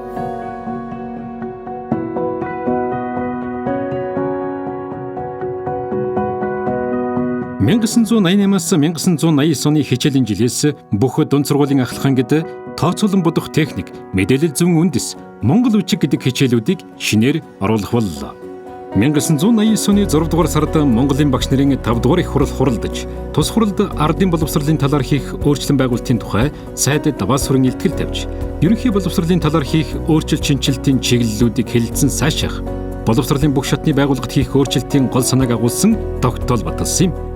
Энэхүү хурлын илтгэл ардын боловсролын удирдлагын арга барилыг өөрчлөн шинжлэхдээ юуны өмнө ардчлал, ил тод байдлыг тус салбарын амьдралд тууштай нэвтрүүлэх, багш, сурагч, оюутан, эцэг эхийн төлөөлөгч оролцуулан сургуулийн удирдах зөвлөл байгуулах, бүх шатны сургуульд өөрийгөө удирдах ёсыг гүнзгий нэвтрүүлж, багш сургууль хүмүүжүүлэгчдийн эрхийг хамгаалах үргийг өндөржүүлэх, бүтээлч санаачлагыг өрнүүлэх зорилгоор Монголын багш нарын холбоог гүйцэтгэх хороотойгоор 1989 онд багтаан байгуулах нь зүйтэй гэж дурджээ. 1986 оноос эхлэн багш соныг ардын боловсролын яамны дэргэд хэвлэн гаргах болсон нь Сургуульд хүмүүжлийн ажлын талаарх шин туршлага, мэдээллийг багш сургууль хүмүүжүүлэгчдэд хүргэх, сургууль багш нарын тэргүүний санаачлах, туршлага, арга барилыг түгээн дэлгэрүүлэхэд чухал үүрэг гүйцэтгэсэн юм. Энэ сүнэнд нэр сэтгүүлч Данааж Берхлэгчээр, ардын уран зохиолч Тангадын Галсан, соёлын гавьяц зүтгэлтэн Жамин нарын зэрэг тэргүүний зохиолч сэтгүүлчид ажиллаж байлаа. 1989-1990 оны хичээлийн жилд манай улс ерөнхий боловсролын 614 сургуульд 445.3 мянган сурагч, техник мэргэжлийн 46 сургуульд 34.7 мянган сурагч, 8 дээд сургуульд 19.3 мянган оюутан, 30 гаруй мянган багш хүмүүжүүлэгчид ажиллаж, хөдөлмөрчдийн ерөнхий боловсролын сургуульд 22.5 мянган хүн суралцж байлаа. Энэ онд 8 дугаар анги төгсөгчдийн 48.9%-ийг 9 дугаар ангид, тусгай мэргэжлийн дунд сургуульд 5%, техник мэргэжлийн сургуульд 19.4%, улс ардын аж ахуйд 20.6%, 10 дугаар анги төгсөгчдийн 19.4%-ийг дээд сургуульд, 9.7%-ийг тусгай мэргэжлийн дунд сургуульд, 20.5%-ийг техник мэргэжлийн дунд сургуульд, 50.4%-ийг улс ардын аж ахуйд хуваарлсан байна. 1981-ээс 1991 онд ардын боловсролын яам нь ардын боловсролын тухай хуулийг хэрэгжилтийг хангаж, хүүхдийн хүмүүжил төлөвшил, багшийн амжилт, гавьяаг алдаршуулах ажлыг бодлогоор дэмжиж, мэргэжлийн багшаар хангах цаг үеийн арга хэмжээ авч, сургуулийн материалыг базыг бэхжүүлэх, дээд болон тусгай дунд мэргэжилтэд болсон хүчин бэлтгэх талаар онцгой идэвх чармайлттай ажилласан ба боловсролын салбарт ардчлал, ил тод байдлыг тууштай нэвтрүүлэх, сургууль багш сурагчдын өөрийн удирдлагыг хөгжүүлэх санаачлагыг эхлүүлсэн он жилүүд байлаа.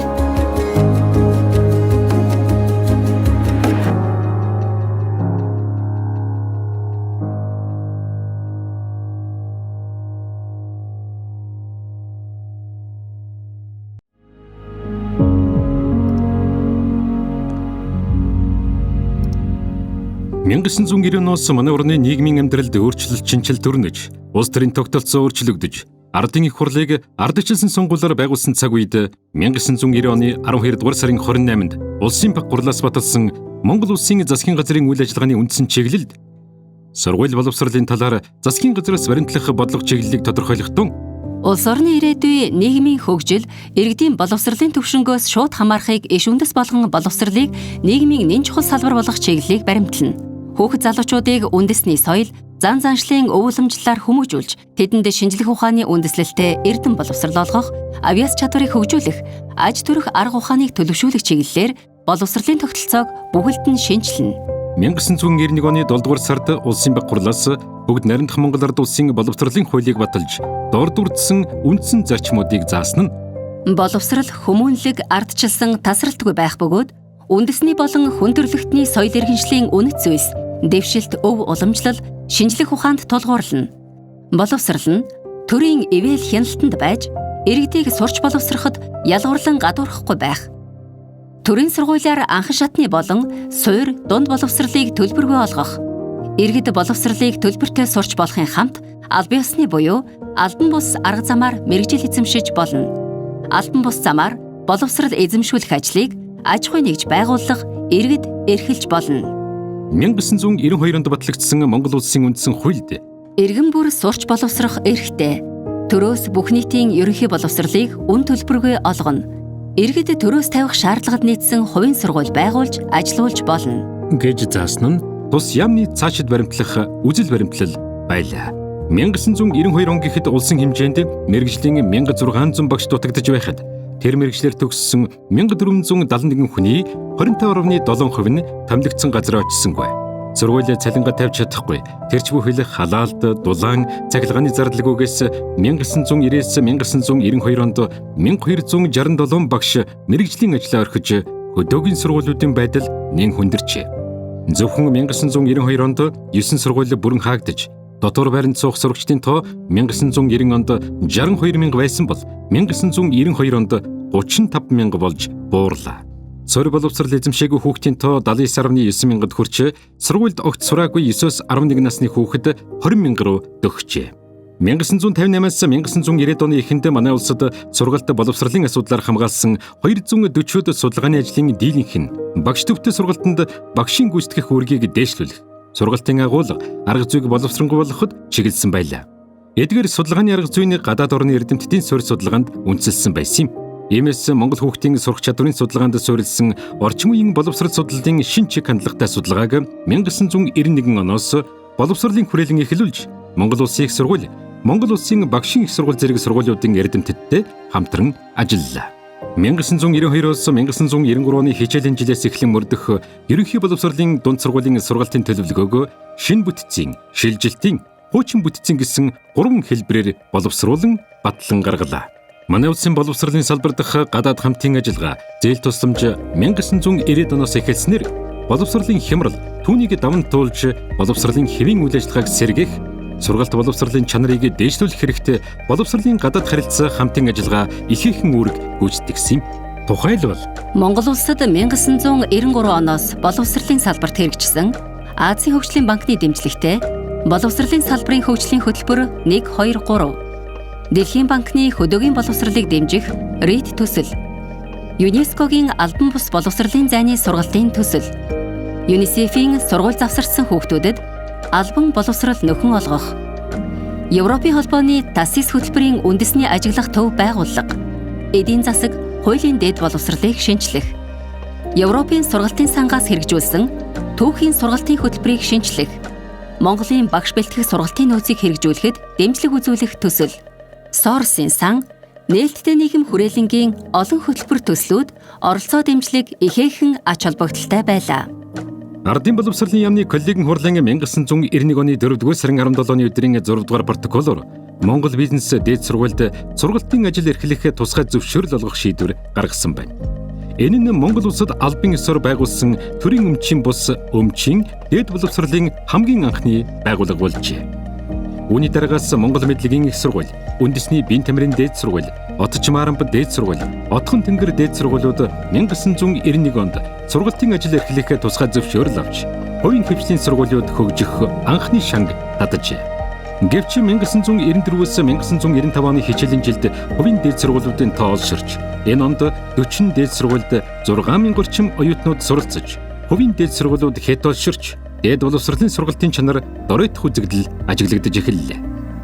1993 онд багш нарын нийгмийн асуудал баталгаагүй болж байгааг эсэргүүцсэн Улаанбаатар, Эрдэнэт, Дарханхот, Төв, Дорнод, Архангай, Завхан аймагуудын 10,000 багш нарыг хамарсан ажил хаялт анх удаа боллоо. Энэхүү ажил хаялтаас боловсролын салбарт тавих анхаарлыг сайжруулж, багш нарын цалин, ахуй хангамжийг дээшлүүлэх шаардлага тавьж, 108 сургууль, 5 цэцэрлэгийн багш нар улсын хурлын гишүүдэд уриалга өргүүлж байжээ. За 1992 онд би багшийн сургууль төгсөөд хөдөө суманд багшийн ажлын гараа эхэлсэн. Энэ үед бол нийгмийн шилжилтийн ихэнх үеийн хүндрэл яг хөдөө суманд ямар байсан тэр байдлыг дунд ажил маань эхэлж байсан юм аа. Ингээд сургуулийн хичээлийн байр маань агтлагдаад дотор байрандаа ингээд хичээлээ хийдэг. Дотор байр нь бүр ингээд хаагдчихсан. Сургуулийн төсөв хөрөнгө зардал хөрөлцөхгүй тул өвлийн хүйтэнд төлс багахан халаагаад ингээд хичээлээ хийдэг ийм үе байлаа. Багш нарын цалин 3-4 сараар ингээд буудаггүй хүлээдэг. Хүүхдүүд маш их сургууль завсардсан. Ялангуяа малчин өрхийн эрэгтэй хүүхдүүд бол сургууль завсардах үзэгдэл яг энэ үеэс эхэлсэн юм байгаа. Мөн багш нар бол мэргэжлийн ажлаа маш ихээр орхиж байсан. Хуваараа хөдөлмөр эрхлэх, өөр орон нутагт шилжиж илүү цалин мөнгөтэй ажил хайж ингэж ажлын байраа орхиж байсан. Ингээд үлдсэн багш нар нь бол 2-3 төрлийн хичээл заах, 2 анги ингэж зэрэг дааж авч явах энэ төр асуудлууд бас тулгарч байсан. Ийм үеийг л боловсролын салбарын багш нар давж гарсан юм. Уг хүндрэлийг давахын тулд 1995 онд улсын хурлаас төрөөс боловсролын талаар баримтлах бодлогыг баталсан ба боловсролын тухай, бага дунд боловсролын тухай, дээд боловсролын тухай хуулиудыг тус батлан гаргалаа.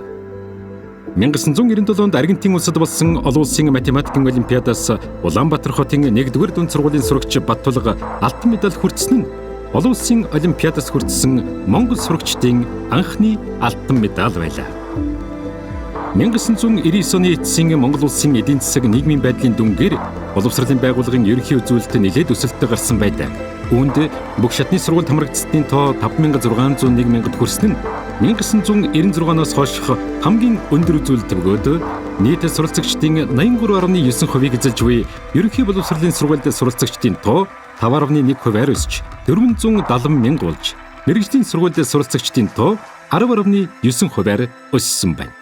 Засгийн газрын 2000 оны 20 дугаар тогтоолоор боловсролын салбарыг 2000-аас 2005 онд хөгжүүлэх стратегийг баталсан юм. Мөн энэ онд боловсролоо шинжлэх ухааны соёлын байгууллагуудын эрдэм нийт сүлжээ байгуулах асуудлыг засгийн газраас шийдвэрлсэн бөгөөд энэ нь одоогийн боловсролын салбарт мэдээллийн технологи нэвтрүүлэх залбарын мэдээллийн нэгдсэн системийн үндсэн бааз суурь болсон юм.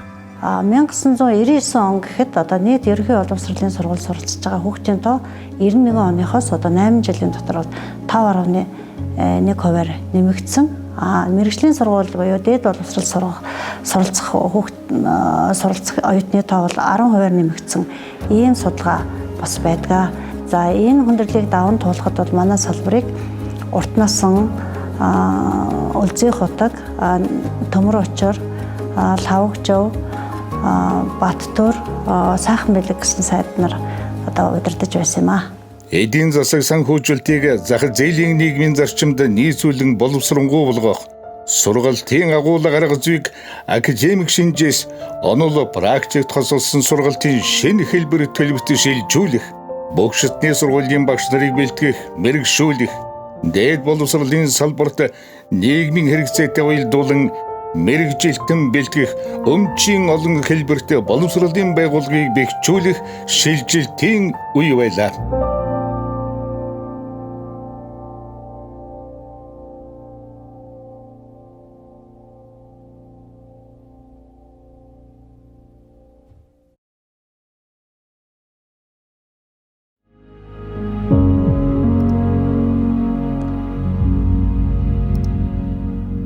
Хоёрмингаас 2001 оны хичээлийн жилд төрийн эмчийн ерөнхий боловсролын 668, хувийн хвшлийн 50 бага дунд сургуульд нийтдээ 480,000 сурагч суралцсанаас 59,000 нь 1-р ангид, 39,000 нь 8-р ангид, 22,000 сурагч 10-р ангид суралцж байлаа.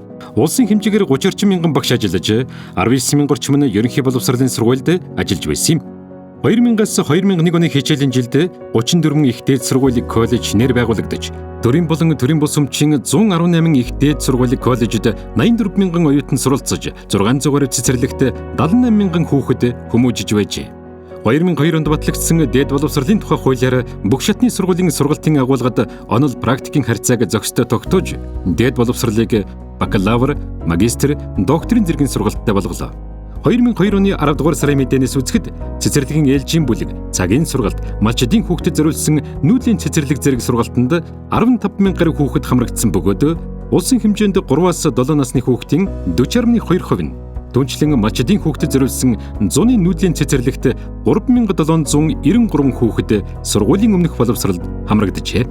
Багш бэлтгэх, мэргэжил дээшлүүлэх үндэсний хөтөлбөрийн хүрээнд хөдөө орон нутгийн багш дутагдaltaй сургуулиудад багш илгээх арга хэмжээ зохион байгуулж, 2002 онд 11 аймагт 30 багшийг ажилуулж эхэлсэн бол 2003 онд 21 аймагт 150 гаруй багш явуулж ажилуулсан нь өмнөх оныхоос 5 дахин нэмэгдсэн ба үүний үрээр ерөнхий боловсролын сургуулиудын багшийн хангамж 94% болсон байна.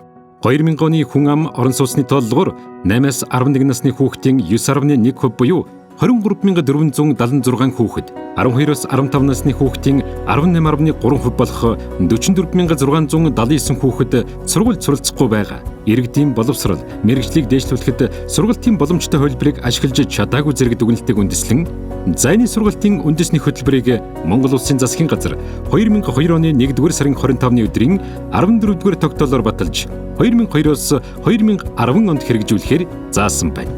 Дотор байранд амьдрах нэг хүүхдийн хувьсах зарлалын хэмжээг засгийн газрын 2002 оны 160 дугаар тогтоолоор шинжилэн тогтоож, 2000 онд 86.6 мянган төгрөг байсныг 110.9 мянган төгрөг болгож, 28.1%-аар нэмэгдүүлсэн юм. Энэ зардлыг 2000 оноос эхлэн төр хариуцсан санхүүжүүлж байна. Ингэснээр дотор байранд амьдарч байгаа хүүхдийн тоо өмнөх жилүүдийнхээс 27.2%-аар нэмэгдэж, сургууль завсардалтыг бууруулахад зохих нөлөө үзүүлж байна. Зах зээлийн шинэ харилцаанд шилжсэнтэй уялдуулж төрөөсөө дээд боловсрал эзэмшигчдийн тодорхой бүлгийн нийгмийн хамгаалалт чиглэсэн санхүүгийн дэмжлэг бий болгох зорилгоор сургалтын төрийн санг байгуулж нийгмийн бага орлоготой гэр бүлийн суралцагчид зээл, буцалтгүй тусламжийн хөтөлбөрийг хэрэгжүүлж сургалтын төрийн сангаас магадлан идэвхжлэгдсэн ихтэй сургуулийн 18.7 тэрбум төгрөгийн зээл 167 мянга гаруй оюутанд 47 тэрбум төгрөгийн буцалтгүй тусламж олгосон бөгөөд гадаадын ихтэй сургуулиудад 900 гаруй магистр докторантыг сургахад 29 тэрбум төгрөг зарцуулжээ. Ерөнхий боловсролын сургуульд 7 настай хүүхдийг элсүүлж 11 жилийн сургалтын тогтолцоонд шилжснээр бага, дунд боловсролын агуулга, стандарт, хичээлийн хөтөлбөр, төлөвлөгөөг шинжилэн боловсруулах зайлшгүй шаардлагатай болсон юм. Энэхүү сургалтын агуулгыг шинжилэн тогтоохдоо 1999-с 2000, 2005 онд хийсэн судалгааны үр дүнд ерөнхий боловсролын сургуульд 6-аас 7 настайдаа элссэн хүүхэд 8 настай сургуульд элссэн хүүхдээс илүү амжилттай суралцж байгааг баталж хүүхдийг 6-аас 7 наснаас нь сургах нь зөв болохыг тогтоох үндэслэл болсон байна. Боловсрол, соёл, шинжилх ухааны яамнаас хийсэн судалгаагаар багангийн суралцагчдын 10 шахам хувь нь хичээлдээ цай хоолгүй ирдгэн тогтоогдсон тул энэ байдалд засгийн газар дүгнэлт хийж үдийн цай хөтөлбөрийг 2006-аас 2007 оны хичээлийн жилээс хэрэгжүүлж эхэлсэн нь бага боловсролын сургууль завсарлалтыг бууруулах, хамран сургалтыг нэмэгдүүлэх, сургалтын чанарыг сайжруулахад зохих үр дүнгээ өгсөн юм. Монгол улсын боловсролыг 2006-аас 2015 онд хөгжүүлэх мастер төлөвлөгөөг засгийн газрын шийдвэрээр хэрэгжүүлж эхэлсэн нь 2008-аас 2009 оны хичээлийн жилд ерөнхий боловсролыг 12 жилийн сургалтын тогтолцоонд шилжих шилжилтийг эхлүүлж 12 жилийн сургалтын төлөвлөгөөгөөр 6 насныг 1-р ангид элсүүлэн хичээллүүлж 2-р ангийн хөтөлбөрийг тодорхой сургуулиудад туршин 7-р ангийн хөтөлбөрийг боловсруулжээ. Дунд сургууль төгсөгчдөөс авах ерөнхий шалгалтын системийг 2006 оноос нэвтрүүлж хэрэгжүүллээ. Мөн сургалтын агуулга, арга зүй, хэрэглэгдэхүүнийг шинчилж, бага ангийн сурах бичгийг 80-аас 100%, дунд ахлах ангийн сурах бичгийг 40% төрөөс хангах бодлого үргэлжилж байна. Ерөнхий боловсролын сургуульд өдрийн цай хөтөлбөрийг 2006-аас 2007 оны хичээлийн жилүүдэд хэрэгжүүлсэн бөгөөд үдийн хоол болгон өргөдөх туршилт ажлыг эхлүүллээ. 2008-аас 2009 оны хичээлийн жилд бүх шатны сургууль суралцагчдын тоо 861.8 мянга байгаа нь өнгөрсөн жилийнхээс 43.7 мянга буюу 5.3% нэмэгдэжээ. Энэхүү хичээлийн жилд 783 цэцэрлэгт 130.7 мянган хүүхэд, ерөнхий боловсролын сургуульд 532.9 мянган сурагч, их дээд сургууль коллежид 161.1 мянган оюутан суралцж байлаа. 2008 оны эхний хагас жилд хоёр улсын засгийн газар хоорондын гэрээ хэлтсэрийн дагуу Оросын холбооны улсад 220, бүгд найрамдах Хятад ард улсад 220, бүгд найрамдах Солонгос улсад 53, Туркид 42, Энэтхэгт 30, Польшид 22, Вьетнамд 15, Чехэд 11, Украинд 8, Унгарт 5, Кубад 4, Казахстанд 3, Лаост 3, бүгд найрамдах ардчсан Солонгос ард улсад 2 буюу нийт 14 оронд 638 оюутан магистрант, докторантад суралцахаар сонгон шалгарсан нь урд жилүүдээс нэлээд агцтай байсан юм. Монголын ерөнхий боловсролын бүрэн дунд сургуулийг 2008-2009 оны хичээлийн жилээс 12 жилийн сургалтанд шилжүүлэх ажил эхэллээ. Энэ зорилгоор сургалтын төлөвлөгөө, хичээлийн хөтөлбөр, сурах бичиг, сургалтын хэрэглэгдэхүүнийг бүрэн шинчилж, багш нарыг сургалтанд дахин хамрууллаа. Засгийн газраас 2009 оны 8-р сарын 26-ны өдрийн хуралдаанаас мэргэжлийн боловсрол сургалтын газрыг байгуулж, боловсрол соёл шинжилх ухааны сайдын эрхлэх асуудлын хүрээнд засгийн газрын хэрэгжүүлэгч агентлаг болгон ажилласан юм. 2010-аас 2011 оны хичээлийн жилийн статистикийн мэдээлэлээс үзэхэд Монгол улсад дээд боловсролын сургалтын нийт 102 байгууллагын 92 нь 839 цэцэрлэгийн 117, 751 ерөнхий боловсролын сургуулийн 142 нь 63 мэргэжлийн сургалт үйлдвэрлэлийн төвийн 19 нь төрийн бус өмчих байна. Боловсролын хүрээлэн ерөнхий боловсролын сургуулийн сурагчдын сурлагын үнэлгээний системийг өөрчилж, их дээд сургуулийн оюутны сургалтын агуулга, сургалтын амжилтыг кредит системээр үнэлэх боллоо. Мөн тухайн үед албан бус боловсролын тогтолцоо үүссэн нь манай боловсролын салбарт гарсан томоохон өөрчлөлтийн нэг байсан юм. Сургууль завсардсан хүүхэд, ажилгүй залуучууд, насанд хүрэгчид, гэрийн эзэгтэй нар өндөр насанд зориулсан албан бус боловсролын сургалт явагдаж, хөдөө нутагтч албан бус боловсрол, зайны сургалтын гэгэрлийн төвүүд ажиллах боллоо. 2005-аас 6 оны хичээлийн жилд 10-аас 11 жилийн тогтолцоонд. За тун удахгүй 2008-аас 9 оны хичээлийн жилд 11-ээс 12 жилийн тогтолцоонд шилжиж.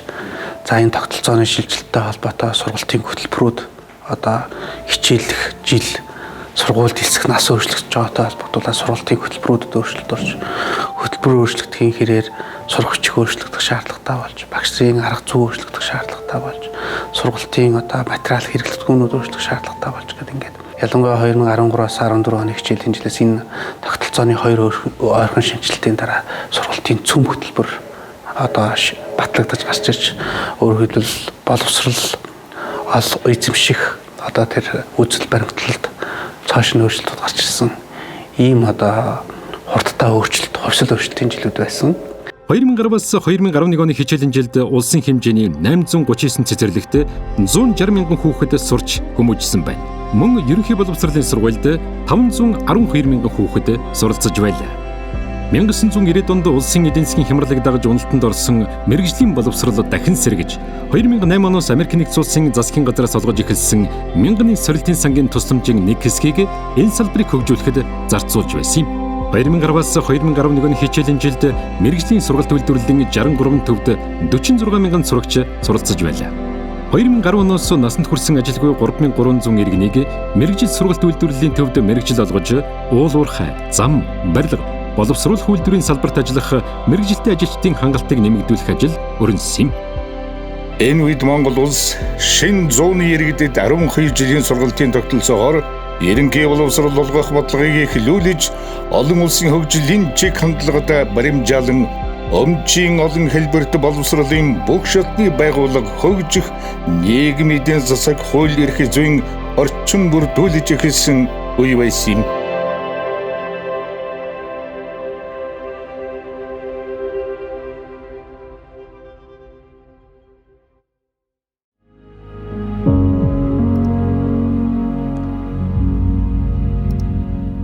Төрөөс боловсролын талаар баримтлах бодлогыг шинжилэн боловсруулж, улсын хурлын 2015 оны 12 дугаар тогтоолоор батлуулж хэрэгжүүлж эхэлсэн байна. Тус баримт бичигт бүх шатны боловсролыг хөгжүүлэхэд дараах бодлого стратегийг баримтлана гэж тусгажээ. Сургуулийн өмнөх боловсролыг хүний хөгжлийн үндэс, өөрийн онцлог, чадвар, бүтээлчүүлээрээ хөгжих, насан туршийн боловсролын суурь үе хэмээн хөгжүүлнэ. Баг боловсролыг эхлэлний чадамжийг эзэмших боломжийг бүрдүүлэн, бүтээлч, сурах арга барилтай Монгол хүүхэд төлөвшөх үе хэмээн хөгжүүлнэ.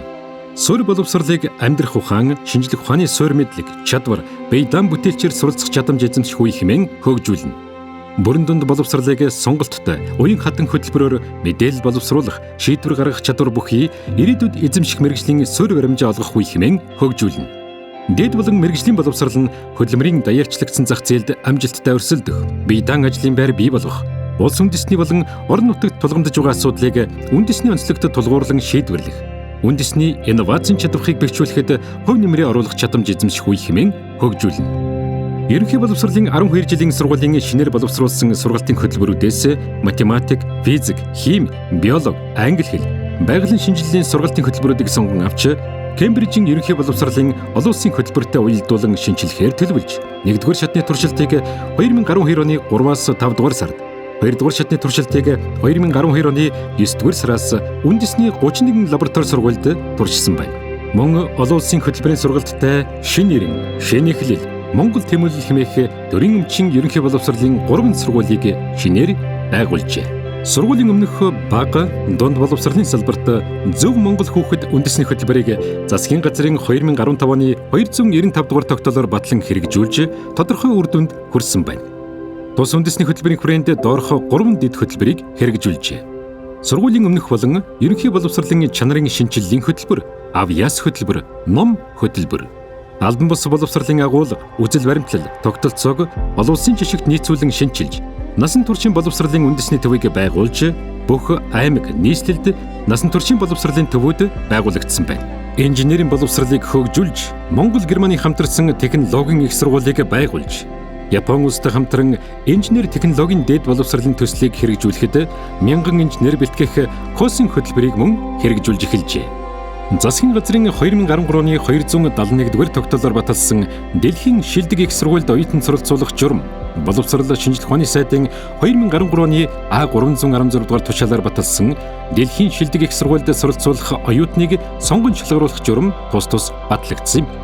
Журмаар Дэлхийн шилдэг их сургуулийн жагсаалтын эхний 20 дэрэмблэгдсэн их сургуулиудын бакалаврын хөтөлбөрт суралцах эрх авсан суралцагчдад мэргэжлийн чиглэл харгалзахгүйгээр мөн Жигсаалтын 21-с 100 эренбэлэгдсэн их сургуулийн бакалаврын хөтөлбөрт суралцагчдад Монгол Улсын засгийн газраас зарласан мэргэжлийн чиглэл харгалзан сургалтын зээлийг тус тус олгохоор шийдвэрлэжээ.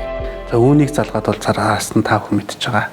2020 оны 1-р сараас эхлээд ковид дэлхийн нийтийг хамарсан цар тахал залгаж. За ингээд нөгөө суралцах арга барил, хэв маяг, сургалтын орчин бүхий л зүйлүүд ингээд өөрчлөгдсөн. Сүүлийн 20 жилд нь боловсролын салбарт өсөн өөрчлөгдөж байгаа нийгэм болон одоо энэ цар тахал гамшигын үеийн одоо энэ нөхцөл байдал дасан зохицох чиглэлээр бол нэлээдгүй тийм энэ үеийн багш нарт энэ үеийн боловсролын байгууллагад ажиллаж байгаа хүмүүст бол нэлээдгүй тийм сорилтуудыг, бэрхшээлүүдийг бий болгосон. Яг ковид нүүрэн дээр тулаад ирэхэд маргааш зайны сургалтанд шилжихэд бол бид нар үнэхээр яг энэ бэлэн байсан уу гэдэг дээр бол том дүгнэлт гарч ирж байна. Өнөөдөр Монгол Улсын ерөнхий боловсролт магадгүй яг ингээд хэвийн танхимаар хичээлжсэн бол сургалтынхаа төлөвлөгөөний дагуу 16,000 цагийн хичээлжилтэд ордог гэж бодоход 1-ээс 12 дугаар ангид ордог гэж бодоход бид нар үүнийг 5-6,000 цагийн тэлээ хичээл болгож хувиргаж байгаа. Үлдсэн бүх цаг нь хүүхдийн бие даах, эцэг эхчүүд хүүхдтэйгээ ажиллах энэ бүх үүргөөрөө бол сургуулийн танхим багшаас гэр бүлийн орчин руу шилжиж байгаа. Тэгэхээр яг энэ үед одоо хүүхдүүд бие даах арга барил сурсан байв уу? Эцэг хүүхдүүдтэйгээ ажиллах арга туршлага байв уу? Багш нар зайны сургалтыг удирдах дэд бүтцийн хувьд техник технологийн хувьд боломж байв гэдэг зөндөө олон шийдэл, эрх зүйн орчин ямар байв гэдэг энэ бүх сорилтыг одоо бид яг энэ 100 жилийн хаан түүхэн дээрээ даван туулаад явж байна. Мэдээж дараагийн 100 жил бол сургалтын орчин одоо цахим технологи хүүхдүүдийн сэтгэхүй, нас үе сэтгэхүй онцлог гэх бүхий л зүйлийг цоошигнаар харж бүх зүйлийг боловсролын салбарт одоо хөгжлийн чиг хандлагатайгаар нийцүүлж харах юм хэрэгцээ шаардлага бий болгож байгаа гэж хэлж байгаа. Оюутны хөгжлийн зээлийг бий болгож 2016-аас 2017 оны хичээлийн жилд 5% хүүтэй банкны барьцаа шаарддаг байсан зээлийг 2018 онд хүүгүй, барьцаагүй, гэр бүлд санхүүгийн дарамтгүй болгох эрх зүйн зохицуулалтыг хэрэгжүүлсэн юм. Монгол Улсын боловсролын системийг 1993 оноос эхлэн 3 удаагийн өөрчлөлтөөр бага сургуульд 6 настай хүүхэд элсүүлж 9 жилийн суур боловсролыг заавал эзэмшүүлэх, ерөнхий дунд боловсролыг 12 жилийн сургалттай болгож хуульчилсан юм. Энэ шилжилт 2014-өөс 2015 оны хичээлийн жилд бүрэн дуусжээ. Монголын дээд боловсролын салбар хөгжлийн шинэ үедээ орж байна. Сүүлийн жилүүдэд Монгол Улсын төр засгаас дээд боловсролын салбарыг нийгмийн шин шаардлагад нийцүүлэн өөрчлөн хөгжүүлэх зоримог алхмуудыг хийж байна. Төрийн өмчийн ихтэй сургуулиудын хүрээнд бүтцийн өөрчлөлт оруулж, төрийн өмчийн дээд боловсролын 48 байгууллагыг 14 болгож цөөлсөн юм. Ингэснээр төрийн өмчийн сургуулиудын оновчтой бүтц бий болж, нөөцийг бүрэн дүүрэн ашиглах, хөрөнгө оруулалт, түүний үр ашгийг дээшлүүлэх, дээд боловсролын чанар, өрсөлдөх чадварыг дээшлүүлэх таатай нөхцөл бүрдэж байгаа юм. 2021 онд Монгол улсад орчин цагийн боловсролын салбар үүсч өгдсөний 100 жилийн тохиож байна. Гэрийн сургуулаар бичиг үсэг суралцаж, судар номоо хоймортой залж, амьдралын арга ухааныг ам дамжин сургадаг байсан уламжлал соёлтой байсан манай ард түмэн 1921 онд ардын өвсгөлтэй золгож, тухайн жилд ардын баг сургуулийг, мөн цэргийн даргын сургуулийг, мөн дотоод хэргийн яамд боловсролын элдэс байгуулсан өнөө цагийн орчин цагийн боловсролын суур тавигцаан гэж үздэг. 1924 онд батлагдсан анх дугаар үндсэн хуульд ерөнхий боловсролыг бүх ард түмэнд үн төлбөргүй олгоно гэж тунхагласан өнөөдөр ч ерөнхий боловсролын салбарт үйлчилж байна. Сүүлийн 10 жилийн боловсролын салбарын шинжилгээг нэгтгэн харах юм бол монголчууд дэлхийд өрсөлдөх чадвартай, даяарлагдсан хөлбөрийн зах зээл дээр өрсөлдөх чадвар бүхий ур чадвартай иргэнийг бэлтгэхэд голчлон анхааран ажиллаж байна. Тухайлах юм бол дэлхийн стандарт 12 жилийн тогтолцоог бүрэн нэвтрүүлж шинжилж чадлаа. Олон улсын сургалттай хөтөлбөрүүдийг Монголын боловсролын салбарт нэвтрүүлж чадлаа. Инженерийн боловсролыг хөгжүүлж Монгол Германы хамтарсан инженерийн дээд сургуулийг байгууллаа. Мөн Япон улстай хамтарч мянган инженер бэлтгэх КОСЕ хөтөлбөрийг хэрэгжүүлж байна. Мөн судалгааны их сургуулийг хөгжүүлэх эрх зүйн орчныг бүрдүүлэхээр бид ажиллаж байна. Мөн дотоод болон гадаадд суралцахаар тэмүүлж байгаа оюутан залуустай санхүүгийн дэмжлэг үзүүлэх хөшүүргийг үе шаттай хэрэгжүүлэн бид ажиллаж байгаа. Сүүлийн 2 жил гарын хугацаанд дэлхийн нийтээр цар тахалтай тэмцэж байна. Энэ цар тахал нь боловсролын салбарт нэлээдгүй хүндхэн сорилтуудыг авчирлаа. Монголын боловсролын салбарынхан танхимын сургалтыг цахим болон тэлээ хэлбэрт шилжүүлж тасралтгүй сургалтын үйл ажиллагааг үргэлжлүүлэхээр бид хичээн чармаан ажилласан. Энэ нь магадгүй эх 100 жилийн боловсролын салбарын хөгжлийн төвчөө байхыг ч бид үгүйсэхгүй. Бид энэ жил боловсролын салбарынхаа 100 жилийн яг тэмдэглэл өнгөрүүлж, өнгөрсөн 100 жилийнхаа алдаа оноог дүгнэж, ололт амжилтаа баттгаж байна.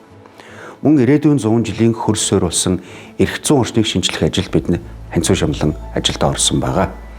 Энэ 100 жилийн яг тохиолдуулан боловсролын түүхэн товчон болон алдархнуудаараа бүтсэн нэвтрхий толботуудыг бид гаргалаа. Мөн салбарынхаа 100 жилээ зориулж бид бүтэн баримтат киног та бүхэндээ хүргэж байна.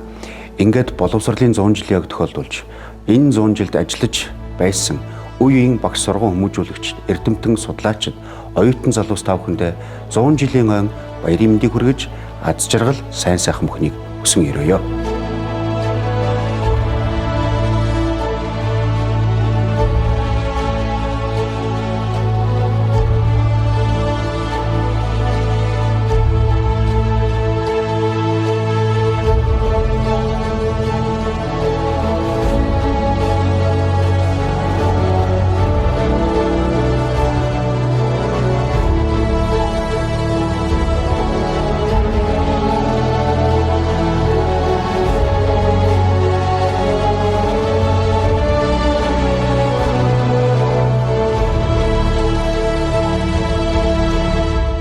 Монгол улсад орчин цагийн боловсрол үүсний 100 жилийн тохиож байна. За энэ цаг үед өнгөрсөн 100 жилд Монгол улсын түүхэнд боловсролын тогтолцооны гүйцэтгсэн үүрэг орой юу байвэ? Бид яг ямар амжилтанд хүрч чадав?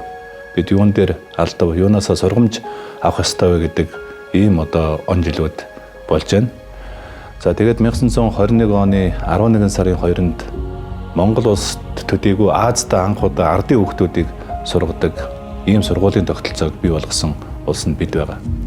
За тэгвэл бид нар 1961 онд улс үндэстнийхээ тусгаар тогтнолыг нөөбийн эндэр дээрээс тунхаглаж байсан болвол 9 жилийн дараа буюу 1970 онд нөөбийн нөөб буюу ЮНЕСКОгийн байгууллагаас ард иргэдэд бичиг үсгтэн болгосон ард түмэн болгож Монгол улс оюуны хэмжээнд дэлхийн нийтэд оюуныхаа тусгаар тогтнолыг зарласан юм түүхэн он жилүүд байлаа гэж би харж байна. Магадгүй 100 жилийн түүхэнд өнөөдөр сургуулийн өмнөх боловсрол, дунд боловсрол, мэрэгжлийн боловсрол, дээд боловсролоо ийм хэмжээнд хүргэсэн улс орн бий цөөхөн байгаа гэж харж байгаа. Улс орны хөгжил дэвшлийг өнөөдөр хүний хөгжлийн индекс гэдэг хоёрхан үзүүлэлтээр л дүгнэдэг болсон.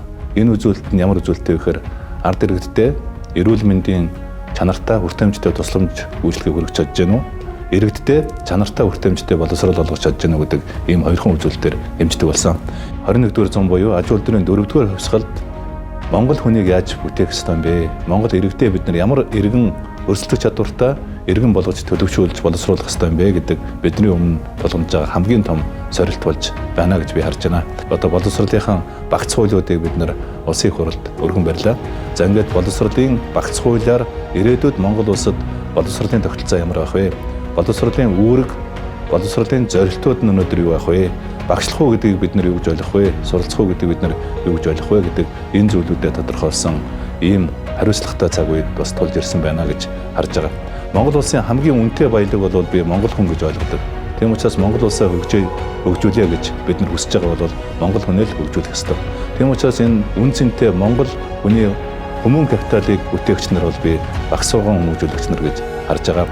Тэр өнгөрсөн 100 жилийн хугацаанд Монголынхаа үе үеийн ард иргэдийг соён гээгэрүүлэх, боловсруулахад одоо сэтгэлээ, зүтгэлээ, хөдөлмөрөө зориулсан үеийн сургууль хүмүүжүүлэгчдийн гүйцэтгсэн үүрэг маш их байгаа. Сайн багшийн гар дээр эх орны маргаашийн нар манддаг гэдэг ийм сайхан өрөөлөөр 100 жилийнхаа ойг бид нар өргөн тэмдэглэе гэж би бодож байна. Монгол орны хөгжил дэвшлийн их хөшөөрөг, ард түмний мэдлэг боловсрол, оюуны их болсон орчин цагийн боловсролын салбар ийхүү 100 дахь жилтэйгээ золгож байна. Бидний туулж өнгөрүүлсэн энэ 100 жил бол дэлхийн энтэй боловсрол мэдлэгтэй тэмүүлж хүмүүнлэг хариуцлагатай Монгол хүнийг төлөвшүүлэх зорилтоо амжилттай хэрэгжүүлэн эрдэмээр жигүүлсэн амжилт ололтын он жилүүдийн түүхүүлээ.